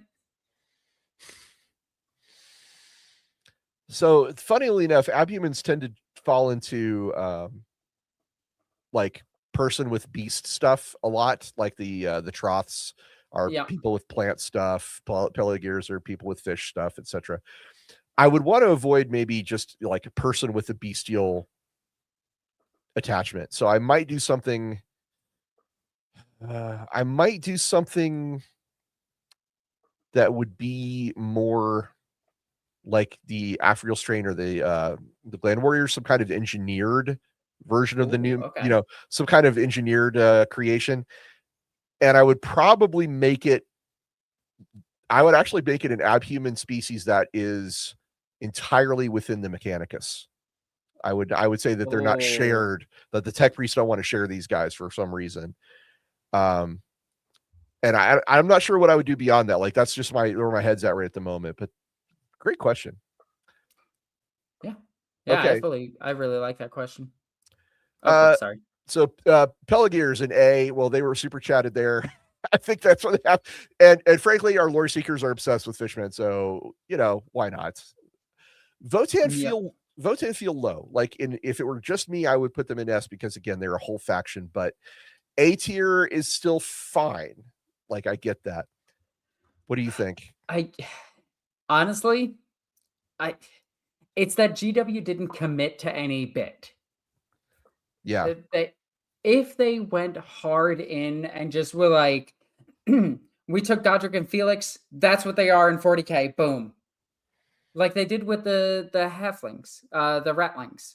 I would have been so much better with them. Or if they just went, hey, diggy hole, let's go. That's what they're all about. But they didn't even commit fully to that either. They're like, yes, they do this, but they're capitalists and they have to make all these deals with everyone. And I'm just like, yeah, that's cool, I guess. They can negotiate out of battles. All right. But like, I don't know. I'm waiting for more with Votan. That's where I'm at right now. They have a lot. I think we can agree they have a lot of potential. Like, I want a whole book on just the bike riders. I can't remember what they're called right now. But because they're considered the more radical Votan out of all of them, and they like to explore a lot. So I'd love to see a story told from their point of view about other factions. I think that could be really cool. Okay. Felonids in A feels right to me. Yes, it does. Because they're super popular in the fan base. if you were to rank this strictly on fan popularity, I think they'd be number one. Strictly on fan popularity, I think they'd be Felonids, then Ogren, then Navigators, then Ratlings, then Beastmen. I think that's the way it would go. Yeah, I fully agree with that. So Felonids in A feels right. Gland Warriors and Nightsiders being in B. Yeah, I mean, they have a lot of references in the lore. Just that's the main reason they're there is because they are fairly relevant in that they have a lot of stories and stuff told about them. Then we get to the C tier. C tier is the just barely enough lore section. It's like here is more than one paragraph, and then D tier is just here's a casual mention. Yeah, these guys were mentioned one time in one book or two books at most. Okay, we got a quote super chat from Ricky Chapman. Thank you again, Ricky Chapman. We play a lot of Yorehammer or Lorehammer. It's a game where you tell someone two Warhammer things. One is bull and one is true, and they have to guess. Oh, Yorehammer or Lorehammer. I like it. Oh, that's fun. That is actually super fun because we should play that. We could bring on a guest who doesn't know anything about 40K. Oh, and just be like, here's a fun fact. The Nightsiders can glow in the dark. Is this true or not? And let them go, oh God, that sounds so silly, but great super chat. Thank you, Ricky Chapman. I love it. There's also another comment from him that's really good. This is a way we find so many. Also, the people who invited this game helped make Diggy Hole. Yeah. Okay. I didn't know that. That's amazing. Diggy Hole is, of course, covered by the dwarf metal band Windrose, and that's where I know it from. So go check that out. I finally, last year, I finally saw where Diggy Hole came from, the Minecraft clip, and it is the funniest shit in the world. I wore my XCOM shirt today, which is Vigilo Confido is their motto. XCOM is one of my favorite games, and I only wore it because there's sort of kind of Abhumans in XCOM, but not really. So anyway, that's what's going on with that. I'm still thinking of what another Abhuman species I would do is. There's lizard men. I mean, yeah, but they would just be guardsmen. Right. Yeah. That's why I was trying to think of something that was engineered and separate from the Imperial Guard and try to be its own thing a little bit more. Yeah. That's why I was doing like maybe the Mechanicus has a group of Abhumans that they rely on for things. So, but all right, so that is going to wrap up our tier list for today. We have Ow! He bit me. Kovu. What are you doing? He's nibbling on my hand right now. Hawk, if you'd be so kind to put a link to the Discord into the chat. If you're listening to our show and you would like to be a part of our community, which is called Lore Seekers, we have a very active Discord you can join. There's a link that's going to be in the comments for this particular video. And it's very active. You can talk about anything you like over there. I would actually like to put something out to the Lore Seeker community. I am interested in hearing what you guys think we should do for what if episodes. We would like to do more what if episodes, and I would like to kind of crowdsource some suggestions. So if you guys have a good idea for a cool what if scenario that we should cover on Lorebeards 40K, please let us know in the Discord.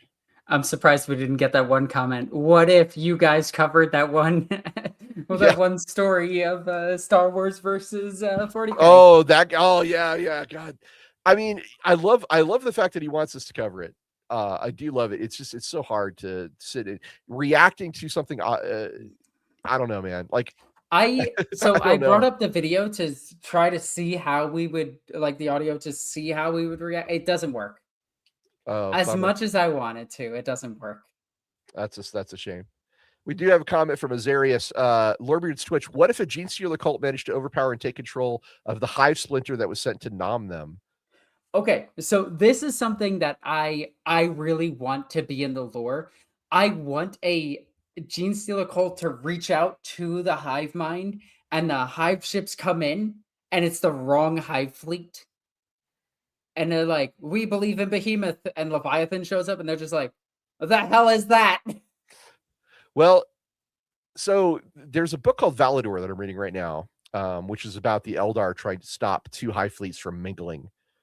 And it's interesting because my understanding of the Hive Mind is that the Hive Mind is the Hive Mind. Like each Hive fleet doesn't have a separate Hive Mind. But maybe that's not true. Maybe the Hive Minds have their own individual.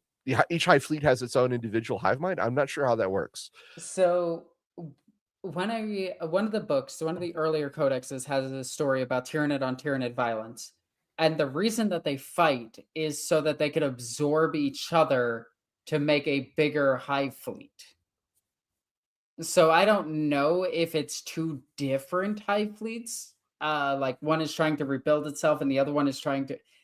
because it's never explained. You know, it would come in handy for that if a Karrigan existed to tell us this. Yes, and we are going to have a how build our own Hive fleet episode. We do have a plan for that in the future. So maybe that one's going to take a little bit because, yeah. Well, I mean, I'm pretty sure we could make it work. So I would like to do it. And we've already done Let's Build a Rogue Trader Retinue, which was my favorite. We've done a Let's Build a Space Marine Chapter, which is great and has some amazing art. And we've done Let's Build a Chaos Warband, which was also super fun. Yeah, it was. So I'm looking forward to another Let's Build in the future. That is something that we're going to do on our Wednesday shows, which is what this is. That's our bonus episodes.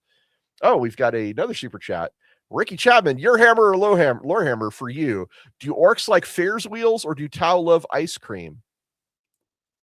Ooh. I would say the orcs liking Ferris wheels. I'm gonna go with that same answer just for solidarity because I suspect there's some weird lore out there for both of these things. But yeah, okay, go ahead, Ricky Chapman. Which one is it? Watch it be the damn ice cream. I could see it being the ice cream thing though. Let's build an Inquisitor. We want to do that. Let's build a Night Household. That would also be a lot of fun. Absolutely. Anyway, we are close to the end of our time here. Hopefully, Ricky Chapman will let us know which one of those answers is correct. And Alexis, what are your final thoughts on the Abhumans we've covered today? Holy cow, you grabbed some weird ones. There were so many that only have like a sentence to a paragraph, and so many that are so well known.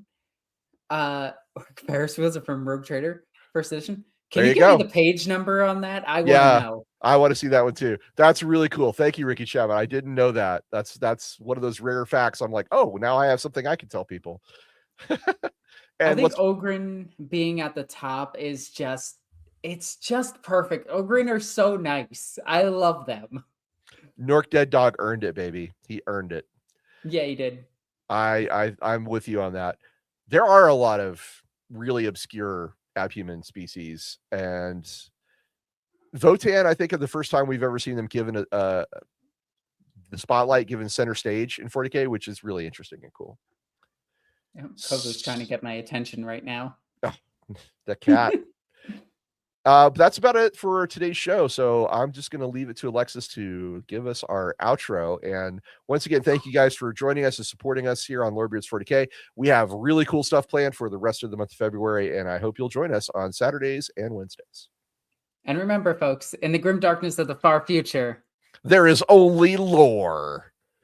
Thanks for joining us, everyone. Yeah, I appreciate that. Was Abhumans and the tier list. Y'all have a good one, and we will catch you on Saturday. Do we know what our topic is for Saturday? I think we do know. I think we do know, but I forgot what it is right now, and I'm scared to check. Oh, I have it. It's Sisters of Battle, and we're doing the characters this time. Oh, hell yeah. So we're going to get into your Sisters of Battle stuff with Saint Celestine and Ephrael Stern and all that. Yay, I get to talk about burning loyalists. I mean, burning heretics. Yeah, join us on Saturday, and we will discuss all the really cool named characters of the Adeptus Sororitas, the Sisters of Battle. All right, cool, guys. That's it for today, and we will see you later.